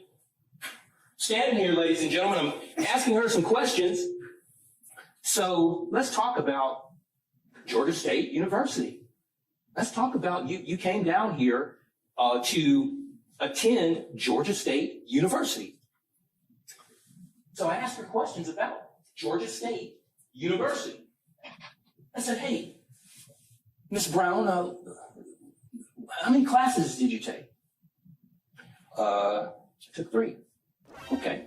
What were those classes? Did you get an answer? She told prosecutors that she wanted to study forensics. That's what she said on direct examination, right? I'd get her up on cross-examination, ask her some of these follow-up questions. I was taking 3 classes. Well, how many credit hours did you take? 30. 30 credit hours. 3 classes, 30 hours. Check your 3 classes, 30 credit hours. common sense at the door. Check your common The sense. law says you use your common sense and your reason when you're arriving at reasonable doubt. Now, for you college-educated folks, it's not true. That's a lie. Now, what else did she lie about? Now, it may seem irrelevant. Well, we're talking about sex trafficking. We're not talking about Georgia State University. No, what we're talking about is the believability and credibility of a witness. And if they can't be honest with you about coming down here to go to Georgia State University, then how can they be honest with you about all this other allegations that they told you all through the prosecution that supposedly happened? She never went to the Georgia State University campus. She didn't know anything about any professors, anything about any books. She never attended Georgia State University. She never did. Did they show you anything? Did they show you an application? Did they show you a college badge or student ID? Did they show you a curriculum? Did they rebuttal it? They come back and say, hey, we want to call her back to the stand because we got some more evidence because Mr. Matthews, asked her some questions and, we just want to shore this up. No, they did not. I asked her about the semester. Do you know when the semester started or ended? No. She was dishonest with you all concerning that aspect of her testimony, so she's unworthy of belief. Those are the things. Couldn't state the name, couldn't talk about any course curriculum, doesn't remember if she purchased any books, doesn't know the name of any buildings on the campus, claims her school ID got lost. We could probably throw a rock from here and hit a building at Georgia State University. But she moves down here to Marietta, Georgia with no car, which is 30, 45 minutes, 875 north from here. She tells you she works at this Waffle House. Maybe she did. I don't know. She tells you she did, though. She said she got a job within 2 weeks of coming down here to go to college at Georgia State University. Taking 3 classes with 30 hours, but I'm going to go get a job and I'm going to work 6 days a week, go to Georgia State University, 3 classes, 30 hours, and she said she worked there for 2 months, and she told y'all that she earned up to $1,000 per day, $1,000 a day in tips and wages working at the Waffle House. But she came here to go to college. Yeah, I believe one of the ones he talking about was one of the ones that did the victim impact statement. Shout out to no one. I think you're right. Does that make sense to you? She said that she knew Melissa a friend from back home living in Georgia. She claims that Melissa told her that Mr. Gibson wanted her number, claimed that a week or two later Mr. Gibson called her. She went over to the Metzos, met Kiara Boots Adams there. Says Boots explained sex work to her, not Mr. Gibson. Says Mr. Gibson was beating around the bush. Then she says, now keep in mind, beating around the bush like he wasn't teaching the pimping right. The other one taught he was beating around the bush. 2, 22, 23, we're talking about Jasmine Brown, and we're talking about sexual trafficking and sexual servitude. That's why all this is relevant. So she says it's a 50-50 decision. Trafficking and sexual servitude. She says it's a 50-50 decision. She says, I'm here alone, here in Georgia. She said, I can use some help. She broke her apartment lease on her own. She described the atmosphere over at that location as chill, turn up, lit, have fun, but also did sex work all day and all night. And she says, it's like I signed a contract. Those are her words. Everything up on that screen, these are her words, ladies and gentlemen. Trafficking and sexual servitude, coercion or force or deception. 50-50 decision, that's coercion. I'm here alone, I could use some help. That's coercion, that's deception, that's trickery. The atmosphere is chill, turn up, get lit, have fun, but also did sex work all day, all night. Sound like Cassie, don't it? Sound like the Cassie Diddy situation a little bit. A contract is an agreement. Last I checked, a contract is a meeting of the minds. That's what a contract is. That's an agreement, an offering and acceptance. She says, I signed a contract. He didn't say that the first time. He didn't say she signed a contract. He said she felt like she signed a contract. Counts 2, 22, 23. Trafficking and sexual servitude. Does that sound like that to you? Throughout the period, Jasmine has possession of her cell phone. She can make calls and texts. She can call Laura Stork back up in Delaware if she wanted to. She can call 911. She can call Melissa, her friend here in Georgia. She can do whatever she wants with her phone. This is Jasmine Brown. She says January, February 2018, she flew to Delaware due to getting pregnant. She gave you this story about getting jumped on and beat up by Mr. Gibson. She said some of that throughout the course of her testimony. She said she got pregnant. And then she says, I go back up to Delaware for a month and a half. She leaves. When she leaves, ladies and gentlemen, does that sound like coercion?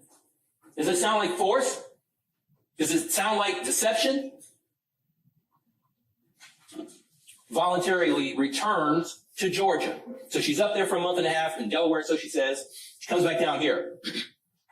Trafficking and sexual servitude to you? March 27th, 2018. This is the tourist drain situation here. She says on March 27, 2018, she calls 911. She says, I called Boots. Boots said, called John Michael, Mr. Gibson. She says, John Michael says, hey, call the police. What sex trafficker, ladies and gentlemen, who's trafficking women is going to say, call the police? Call 911. That do sound like something a nigga would say too. Like, I don't care. Call the police. Call the police. Go ahead. That sound like something that they probably would have said. And not like seriously, like call the police, but like out of argument. Sound like sex trafficker behavior. Call the police. Call 12. Call Popo. She was raped by a John named Torres Drain. Now, Torres Drain, he's a John, right? He's the one that supposedly is buying sex from Jasmine Brown. So how is he, what evidence did you hear? What evidence did you all hear, ladies and gentlemen, that Torres Drain was knowingly a part of a conspiracy to commit RICO? Why is Torres Drain, who is a John, who's purchasing sex on a RICO indictment? Why is a John, did you hear any evidence that this John had any conversations with Mr. Gibson? Did you hear any evidence that this John had used Mr. Gibson to have Jasmine Brown or any other ladies come to his home before that? Did you hear any evidence that Torres Drain had any conversations with Kiara Adams, Deanna Sanders, Samuel Vinnie, Raven Mills, Edwards, Linda Smith, Mr. Gibson, Tyrone Taylor? Why is a John in a RICO indictment? How did he conspire to commit RICO? It's overreaching, ladies and gentlemen. If they didn't present any evidence to you to show how a John is in the RICO conspiracy, he knowingly. It requires knowledge, not just an act. You have to be a part of a knowing conspiracy, a group, an enterprise. If you cannot believe that Torres Drain should be in this RICO indictment, then does that smell like overreaching? Does that smell like they're doing the most? Does that smell like, hey, let's put anybody and everybody that's associated in some way with Mr. Gibson in a group, and let's call it an enterprise, and let's call it a RICO? Why is it John in a RICO? Now, ladies and gentlemen, the law gives the prosecutions an opportunity. That is crazy, though. How did John get in there? That don't make no sense. Fanny and Love, they ruthless. They like, that's how you know. I know why. I know how the John got in there. Because Fanny said anybody can get it. You draw my wish. Lady Justice is blind. Everybody can get it. Go last or go first. Tap us in the middle. Go first, go last. So when they go last, I don't know what they're going to say, but I guarantee you they have something that they're going to say in response to what I'm saying. But you ask yourself, did anybody come from this witness stand and tell it to you before they close their case? So they can say whatever they want to say. Did you hear it from this chair right here? Did someone swear and take an oath and tell you why John is in a RICO indictment? Why they're here? But Jasmine Brown, she had a phone in her possession. She calls 911, and guess what she does? I know. So do it count if it's digital? Because if you across state lines and you engage in OnlyFans, does that count the same as selling your cuckoo? Here's another situation with Jasmine Brown. Ladies and gentlemen, Jasmine Brown, credibility of witnesses. If you find that this person is unworthy of belief, you can toss out their whole testimony if you choose. You can sparse it, believe some of it, not believe others, but you have a right as a jury to toss her testimony if you're finding that she is unworthy of belief. What did she do? She looked that officer in the face who responded to that scene, and she told that officer a lie. You didn't hear anything in terms of details from anybody about that situation other than Jasmine Brown in terms of what she told that police. She told that officer at a club in Buckhead 3 or 4 days ago. He reached out to me and we linked up. He sent me an Uber. Looked an officer in the face and lied to him. You don't think if she... Shout out to the Uber drivers out there delivering that looks an officer in the face who has a gun and a badge and the ability to arrest her if they find out that she's lying. You can arrest her if he knew she was lying. Arrest her for false statements, giving false statements to a police officer, obstruction, anything that associates being untruthful to a police officer. Because that officer has a gun and a badge and the ability to do that. If they have what? Down here? Probable cause. Way down here. That's standard. Probable cause. Get your trial. They have to prove beyond a reasonable doubt that that's what she did. But if she will do that to an officer out there in the scene with a gun and badge, you don't think she'll come into this courtroom, look y'all in the face, and lie to y'all? unworthy of belief, credibility of witnesses. And shout out to Christina Weaver, I believe. Shout out to Miss Weaver. Been a long time. Good to see her back around. Now, she leaves Mr. Gibson on her own with a phone. She goes to a shelter for a few months, then travels back to Delaware. She leaves again. That sound like coercion, force, deception? She says that she stays in Delaware from about May to September of 2018. In September 2018, she comes back to Georgia yet again. She comes back around Mr. Gibson on her own. She said she had thoughts of murdering Mr. Gibson in his sleep. She wanted some get back. Is she trying to get the get back now by coming in here, by prosecuting him, by having him arrested? Is that the get back? You'll have to make that decision. She says she had thoughts of murdering him. Is that revenge? Does she have a motive to come in here and say whatever she needs to say? But it's not sex trafficking. He did not sex traffic Jasmine Brown in counts 2, 22, 23.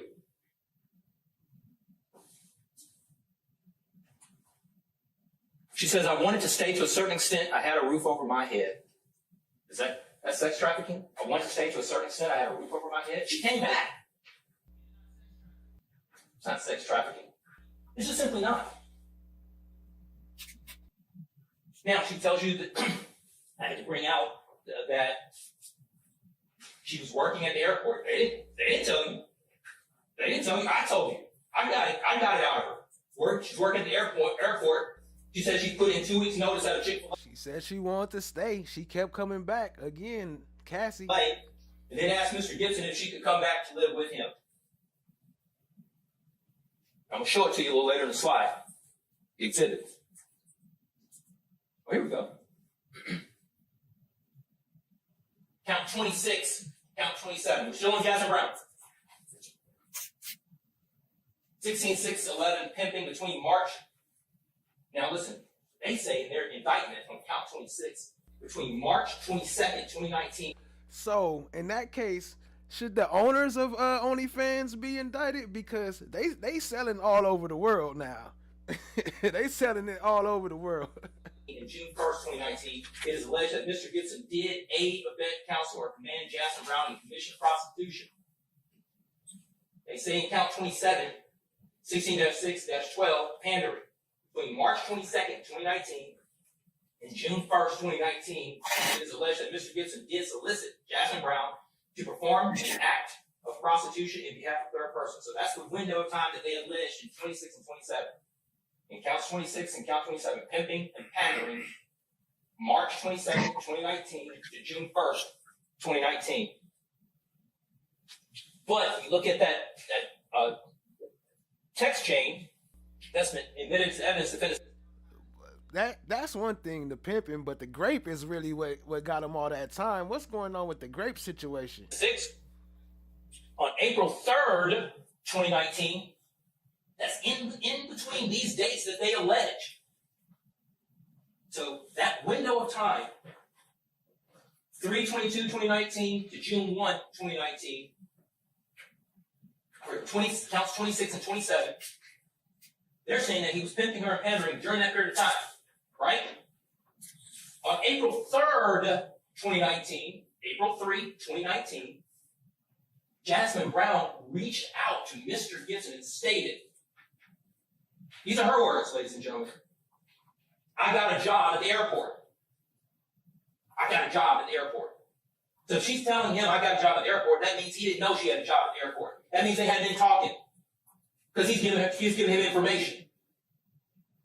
I've been in a youth shelter since I left. When did she leave? Sometime around March 27, 2018, as a result of that incident with George Drake.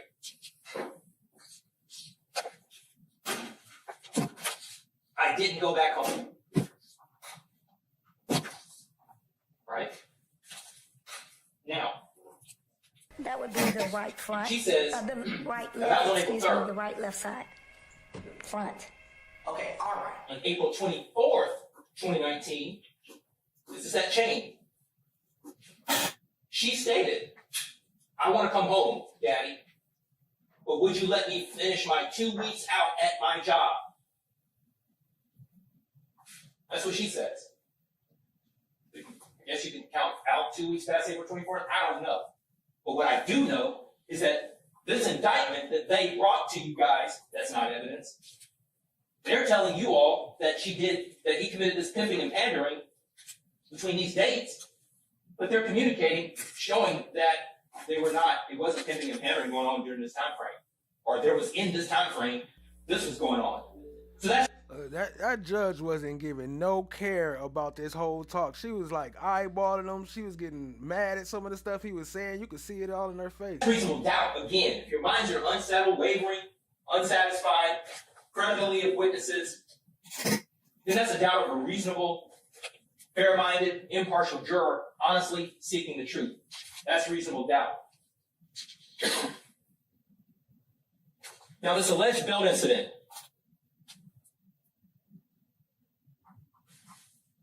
The alleged belt incident, the state showed you pictures of this in the interior of 737 Alfred Road, Northwest Atlanta, Georgia.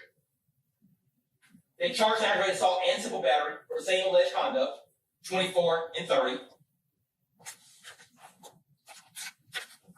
But when you look at the exhibits, ladies and gentlemen,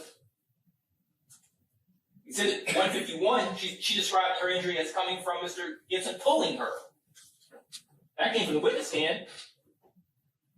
But they didn't show you any pictures of any belt in any of those photographs from the house.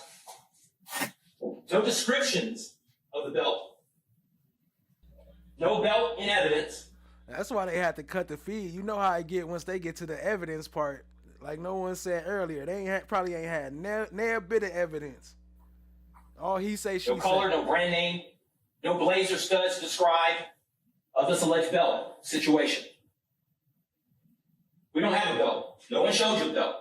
She didn't describe a belt to the police officers out there. She didn't tell you where this belt would be situated inside the residence. Keep in mind, they did a search warrant. They did a raid. Why weren't they looking for the belt? Why didn't they photograph the belt? Exhibits 152 and 53. Photographs show no lacerations, no stitches, fractures, no hospitalization or medical treatment. Ag assaults statute says likely to receive serious bodily injury. No stitches, no fractures, no hospitalization, no medical treatment, no dismemberment, no disfigurement, no permanent scarring, no temporary or permanent loss of a bodily function, no testimony to any of the above, because there was no serious bodily injury, ladies and gentlemen. Now, these are the photographs that came to you in evidence. No serious bodily injury. No belt. No lacerations, no stitches. That's what they have here. Now, you look at the photograph, you see it.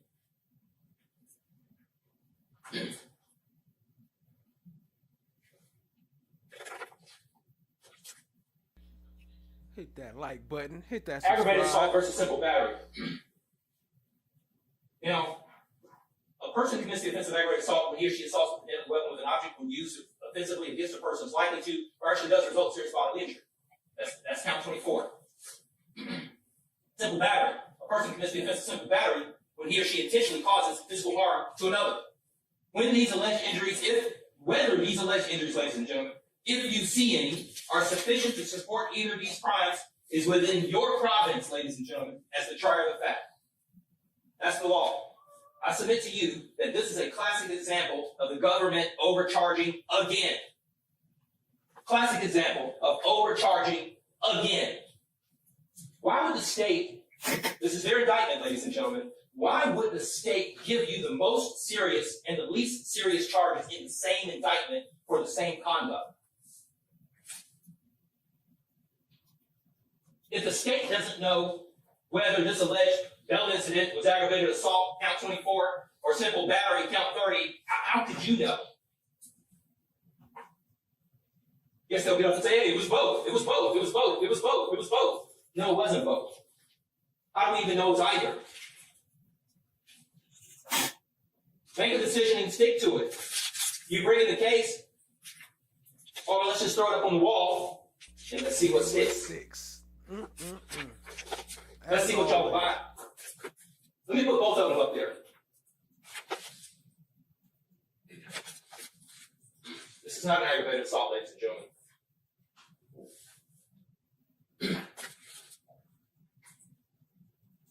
April 29, 2019, Jasmine Brown recorded an interview with law enforcement. She told investigator Jamie Gore that she is from Delaware. She'd been in Georgia for a few months, that she's known Boots for years. Boots was helping her set up dates. She told investigator Jamie Gore on that same date that the money goes to a savings, hers, does not pay anyone to live at the house, buys her own food and necessities. I am fine, nothing to hide, didn't do nothing wrong. I'm ready to get out of here. She was issued a public indecency citation. Now, what they're going to tell you, hey, she wasn't forthcoming. She wasn't forthcoming on that one. In other words, here's yet another lie, right? They want you to say, hey, she was lying on this one, but believe her on the other one. That's what forthcoming really is. It's a fancy word.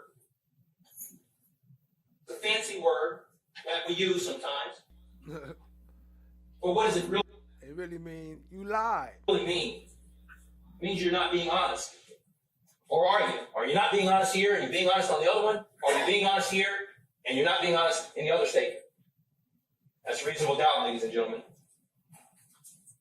She got on a train and she went back to Delaware. That's Jasmine Brown. Let's go to count 10. Mr. Gibson is charged with rape. Jordan Adams, between January 11th and 12th of 2019. Count 10. Rape. That's what he's charged with. At that Airway Motel. That's what he's charged with. Uh-oh, here it go. Here go the grape charge. Okay, let's see if this is worth the rest of his life. Let's find out. That's the allegation. That's in the indictment, which is not evidence. Count 12. Aggravated assault. Jordan Adams, January 11th and 12th. He ain't gonna talk about it? He just gonna gloss over it? Oh, damn. I don't know. Of 2019. Those are the allegations. You got 10 and 12 right now. You got Jordan Adams in count 22. Count 22, Jordan Adams, for sexual servitude between 11 and 12 of 2019 by knowingly obtaining and maintaining Jordan Adams for the purpose of sexual servitude by coercion, by physically confining or restraining Jordan Adams. That's count 22. 10, 12, count 22. 10, 12, 22. I'll give you Jordan Adams. Who is Jordan Adams? Now, what does Jordan Adams do, ladies and gentlemen? When you beat her on the witness stand with the direct examination, Jordan Adams, she blames her military ex-husband for her drug addiction. This man served the country according to her testimony. She says he got hooked on drugs and, quote, I joined him in that. She's addicted to heroin and cocaine. She was put out of her parents' home for leaving a syringe filled with illegal substance in the home that her young daughter had potential access to. She says, my dad is just not good. That don't make them look no better, though, because now it sounds like she was a victim and like he took advantage of her and she was a drug addict and, you know what I'm saying? Dad, I guess for putting her out for using drugs, ostensibly in the residence, with a syringe, with a substance in it, for the daughter to have access to, and they just couldn't handle that. So what do? She's got to go. And she goes. Bruh. Now, the many tales of Jordan Adams.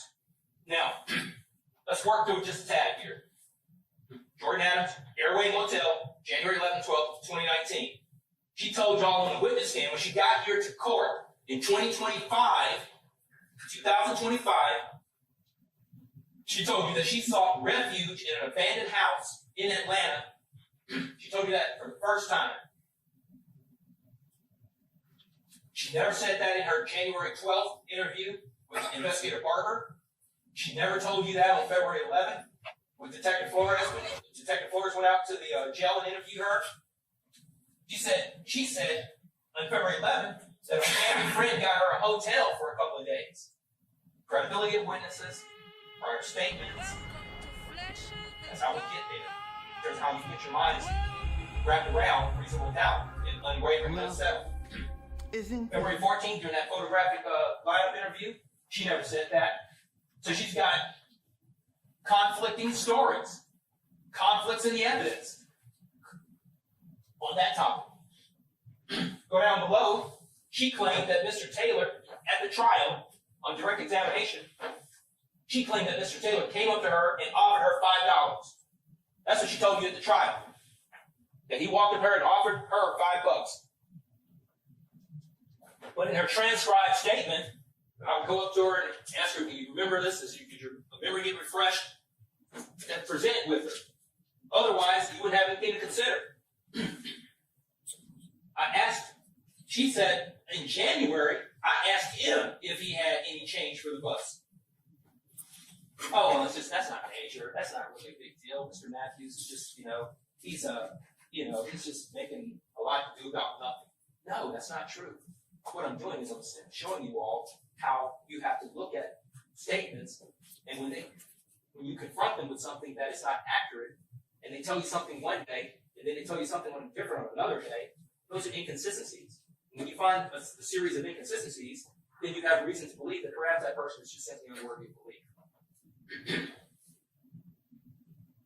Trial. Shout out to Glanville back there. You know, he's still the chief judge. He got reelected, for those who don't know. I'm the gatekeeper. Immediately began receiving incessant texts from Mr. Taylor. January 12th. A couple of hours later, he texted. Trial. Claim Mr. Taylor said, I have an apartment in the Midtown area. You can come sleep on my couch. That's what she told y'all at the trial. Mr. Taylor said, I have an apartment in the Midtown area. You can come sleep on my couch. What did she tell him in the close? And here's the other thing. Close in time.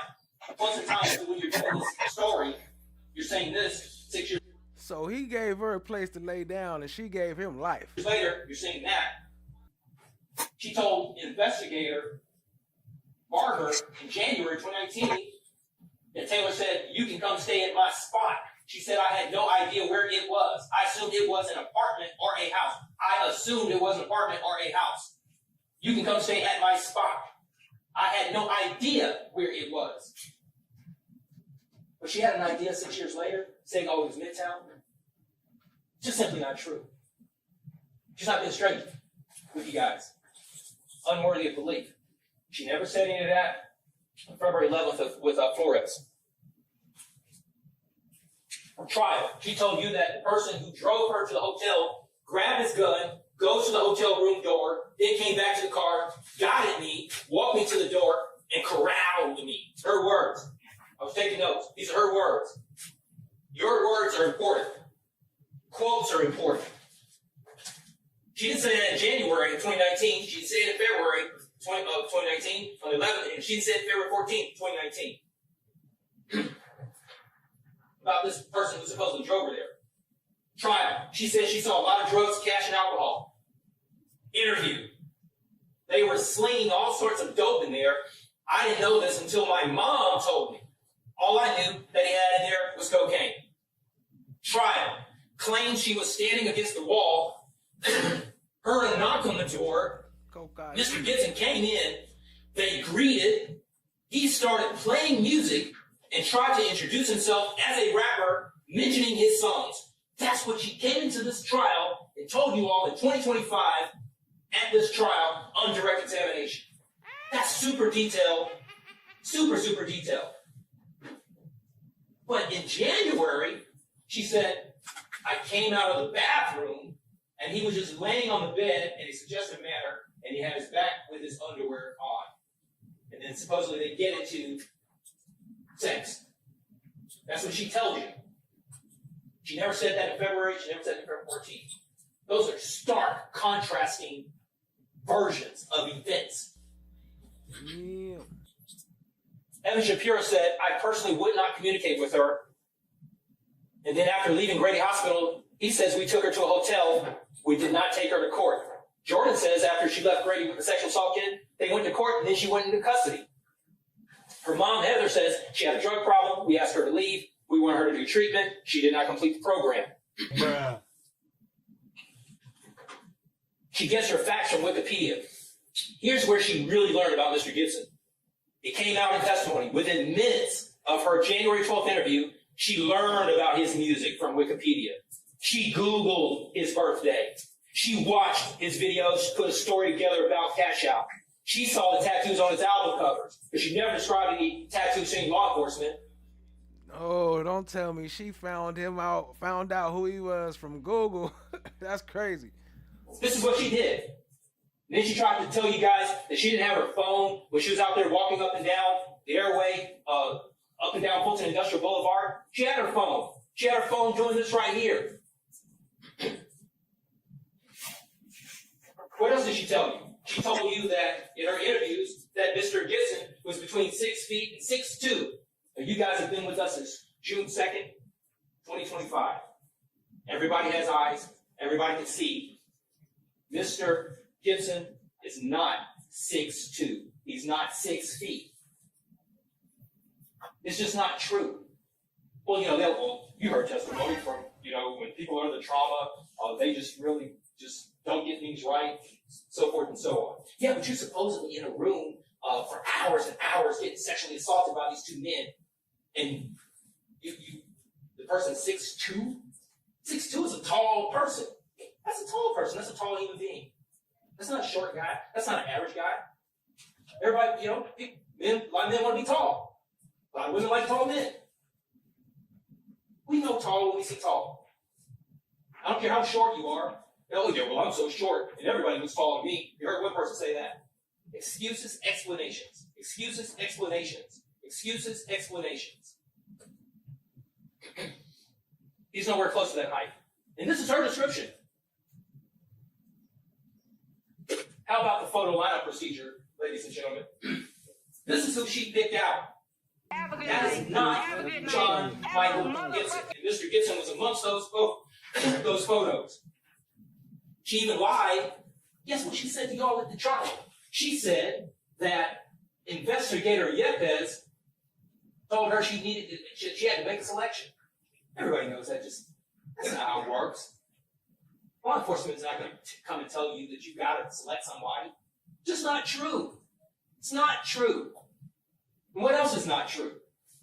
She says this is most like Cash Out. She says in her interview, as Jordan was doing her selection, she stated, "This looks a lot like him. I don't know how much money he's got, but he's got earrings on him and a chain, so that's kind of like helping me out right now. I think it's him. It looks the most like him." And that's after she had looked him up on Wikipedia. Hours and hours and hours of sexual assault.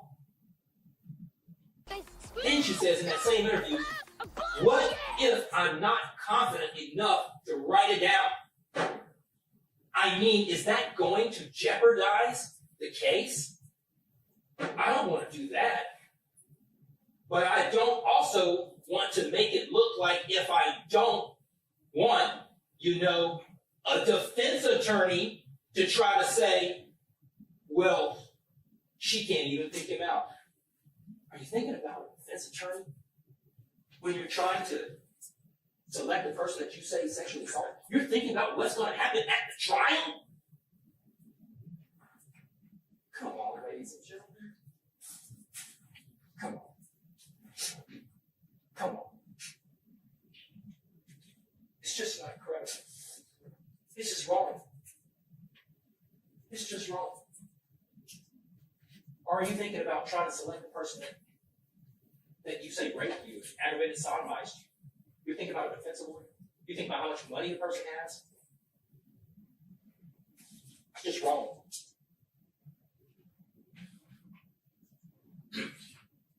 Not even science backs her story.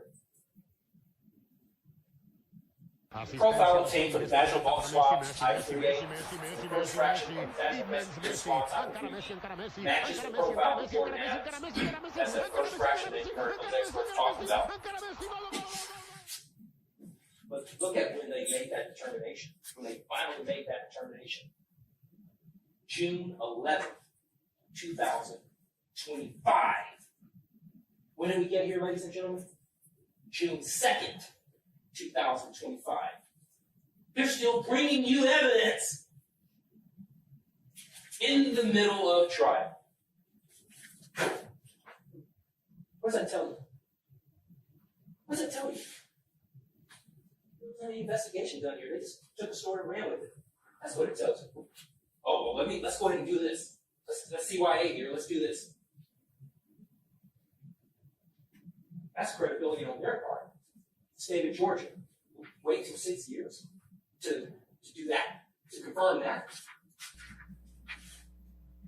Come on, ladies and gentlemen. They're still investigating the case during the trial. They're still doing the investigation in trial. Get him. Get him, Matthews. Trial is the time to try the case, not investigate it. John Michael Gibson is excluded from the data obtained from the major contributor genotype obtained from the second fraction from the vaginal vestibule swab. That's in the report. Excluded. Those are the words in the report.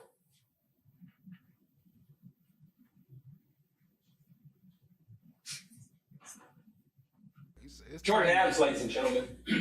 It's time to try the case, not investigate it. You supposed to been did that. She pled guilty to a crime of dishonesty. Sound like what they doing with YNW Melly trial, which I will be covering soon. This is what's going on in her world in March of 2021. She was out committing theft by deception up in Cobb County, being dishonest, getting property that belongs to somebody else, and taking it to a pawn shop. Knowing it's not hers, knowing it's her friend, so she says, taking their stuff in their property, at their home or wherever, taking it to the pawn shop, getting some cash. Who knows what she was doing with the cash? But that's a crime of dishonesty. That's why it's important. It's not just simply, oh, she was doing that.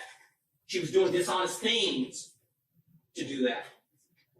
So there's been no turning of the chapter. There's been no turning of the leaf. There's no new leaf as of 2021. So 2019, she's lying to you. 2021, she is lying to some other people, maybe the pawn shop, maybe her friends. But she's being dishonest, even in 2021. And then, let's roll around to this year. In this year, ladies and gentlemen, just a few months ago, back in March, on the third day, she's in Cobb County getting arrested for felony possession of purple fentanyl, felony possession of heroin, and having a gun, a 9mm gun in her possession, got arrested up in Cobb County. Pending charges, ladies and gentlemen. Pending charges. Did she come in here to this? Did she come into this courtroom, to this witness stand, in hopes possibly that she could, get a conviction here, do what the state wants her to do here, continue this process. Let me pour on some extra stuff by, really juicing up this story and give you all some information that nobody's ever heard before. Maybe she's trying to curry favor with the state of Georgia, with the district attorney's office here. Maybe reach out to Cobb. Maybe she can get some favor. Maybe in her mind she thinks she can curry some favor from these guys. Maybe she thinks she can curry some favor. Curry some favor. Pending charges. It's still going on. Listen. We all have struggles and have things that we have to deal with. For some, the evidence is going to show that we all have struggles and have things that we have to deal with. For some of us, it's addiction. It's a reality. It's a fact of life with many people. It is. No one's knocking that. But what you don't have a right to do is use your addiction to lie to people. use your addiction conveniently to help you to get sympathy. Because this isn't the forum for sympathy. And you'll hear the law grants you about sympathy. You've heard some of it in curative instructions, things that nature in this trial. So no one's beating up on Jordan Adams because she has an addiction. So don't miss what's happening right now in my presentation. I'm showing you all that when there's an addiction, it can transfer into lies. It causes you to say and do things that are simply not true. So it's the conduct that maybe precipitates from the addiction. But we don't need to be the victims of that addiction by lying and saying things happened when they didn't, as it relates to Mr. Gibson. The truth is, you are a liar. Pending charges. Lead investigator Flores, she did very little on the case except interview Jordan Adams. I asked her on the witness stand what all she did. She interviewed no other witnesses. She never reviewed the Fulton County Police report. She didn't subpoena Jordan Adams' cell phone records. She spoke to Jordan Adams only one time. She didn't do any type of cell phone investigation to determine if any cell phone that's allegedly related or connected to Mr. Gibson would place him there through GPS coordinates or anything of that nature. You hear any of that evidence? You had no evidence that a phone belonging to Mr. Gibson was at that Airway Hotel. None of that came to you. Now, they did plenty in terms of getting text messages. Did a lot of that. But did anybody do anything in terms of saying, oh, let's map this phone. Let's see if his phone puts him over here in this Airway Motel. None of that. Any video surveillance? Did you see any video surveillance footage from the Airway Hotel where Mr. Gibson and this BMW was parked out front? Oh, yeah, so it's car too. Were you presented with any camera surveillance? Did you see him walking in and out of the property? Did you see his car coming in and off the property during this particular time frame? Did you hear any other witnesses say, yeah, I saw Mr. Gibson? Did you hear the manager say, hey, yeah, he's here? Did you hear any neighbors, any other neighbors in any of these rooms say, no, no, no, no, and no again, no. Why? Because there's no investigation done to even bring anything. Why? Because he wasn't there. What they do, in this case, unfortunately, is take a story of a person who says they were sexually assaulted, interview that person, tell me what they do, interview that person, send them to the grave, get a sexual assault kit done, wrap their arms around her as a sexual assault victim, interview her, send the labs out to GBI, try to see if they can connect it through forensics. That's what they do. That's what they did here. Did they corroborate anything that she says happened? No. They didn't go to Sitco and try to get any video surveillance footage? No. Up at the Sitco? No. Up and down Fulton Industrial Boulevard with any other businesses? No.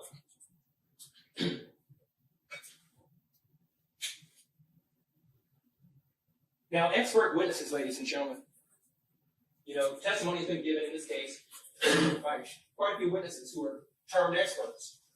Expert witnesses are those who, because of their training and experience, possess knowledge of a particular field that is not common knowledge or known to the average citizen. The law permits expert witnesses to give their opinions based upon their training and experience.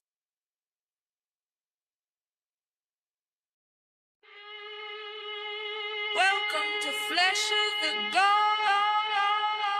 Tyrone Ruski Taylor, now found guilty on charges including RICO, trafficking for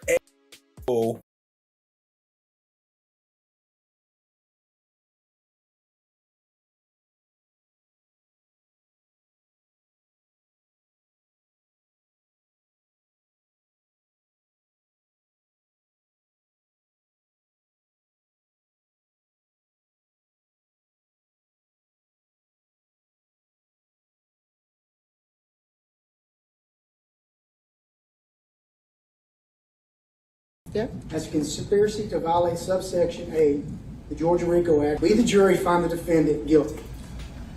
As to conspiracy to violate subsection B of the Georgia RICO Act, we the jury find the defendant guilty. We the jury unanimously agree that at least one defendant committed at least one overt act. Yes. Count 2, traffic, we the jury find the defendant guilty. guilty. Count 28, keeping a place of prosecution. We, the jury, find the defendant guilty. Count 29, willful obstruction of law enforcement officer. We, the jury, find the defendant guilty. Count 30, simple battery. We, the jury, find the defendant guilty. Count 42. The public's direct window into the proceedings was deliberately obscured. The live feed gone. Why? Why, when transparency is paramount, why would the very... That's a little clip. The full video is available on my channel. It's about a 10-11 minute clip. But that's about it for tonight. Appreciate y'all showing up. Appreciate y'all tapping in. Shout out to all the Cat Not Williams crew coming through, holding it down. The KSPN, Queen Slime. Y'all go over there and sub up if you haven't, which I'm sure y'all have because most of y'all came from there anyway. But nah, I appreciate y'all hanging out with your boy. Appreciate the love. Much love to everybody for being here. Let me see. The absence of evidence is not the evidence of absence. What? Shout out to Aubrey Ya. Shout out to Brown Sugar Babe and Chan My Black is Golden. Drop them some coins. Our stream sponsors of the night. Much love, much love. Shout out to No One. Shout out to Jazzy T. Cat Not Williams. Appreciate you hanging out with us, holding it down. Yeah, we got that YNW Melly trial coming up soon. So yeah, I'm excited for that too. Shout out to Late Night Bacon with Mookie. Chan My Black is Golden. Appreciate you. Much love, much love. Aubrey Ya. Allie was up in here earlier. Appreciate you. Brown Sugar Babe. Oh, I already said that. YP Com Chick. Appreciate you. Kimberly. I appreciate you. Jazzy T. FFS. Cha Diggy. Appreciate y'all. Much love, much love. That was a pretty good one. We got some stuff lined up. Don't even trip. I got some stuff lined up. I've been working behind the scenes. My bad, I've been gone for a minute, but you know I had to take care of some things. Oh, my mouth not moving. Look, I forgot to turn my mouth on. All right, yeah. So go sub up to Rock Solid TV. Shout out to No One. Appreciate you. Much love. And until next time, family, y'all stay fresh and stay blessed. That boy got that life, that super duper life sentence. Plus 70. That's crazy. Insane. But other than that, y'all stay fresh, family. Stay fresh and stay blessed. Let me give y'all one more of these. One time for the one time. Where's she at? There we go. Have a good night. Have a good night. Have a motherfucking good ass night. Stay fresh and stay blessed. Peace out.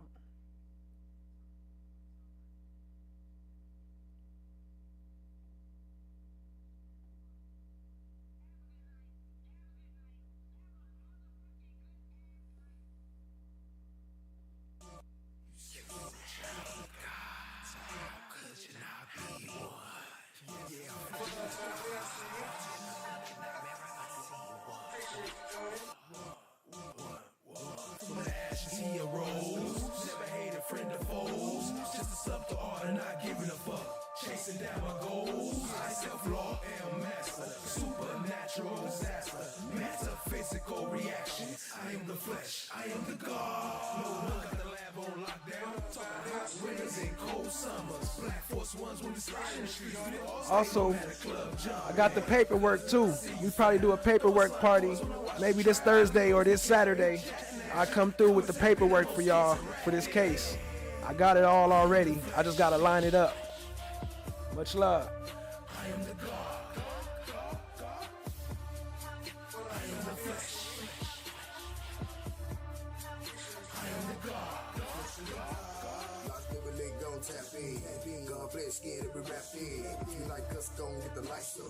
You sub, you can share, tell them pack in. From the left, right, front to the passenger side. It's right here, the premiere. How you know? Cause them boys broadcast to the live. Wanna talk about it, hit the link right here. Slide coins up, got 100 bands. Mars eyes, watch how the check. And the band made love to a bomber head. Two bands do a dance like check. I'ma keep going till motherfucking tired. You what? I'm motherfucking tired. Slide real side, could we rain down game? Like, what you mean? Just watch the rise. Watch the rise. Watch the rise. I am the flesh. I am the God. I am the flesh.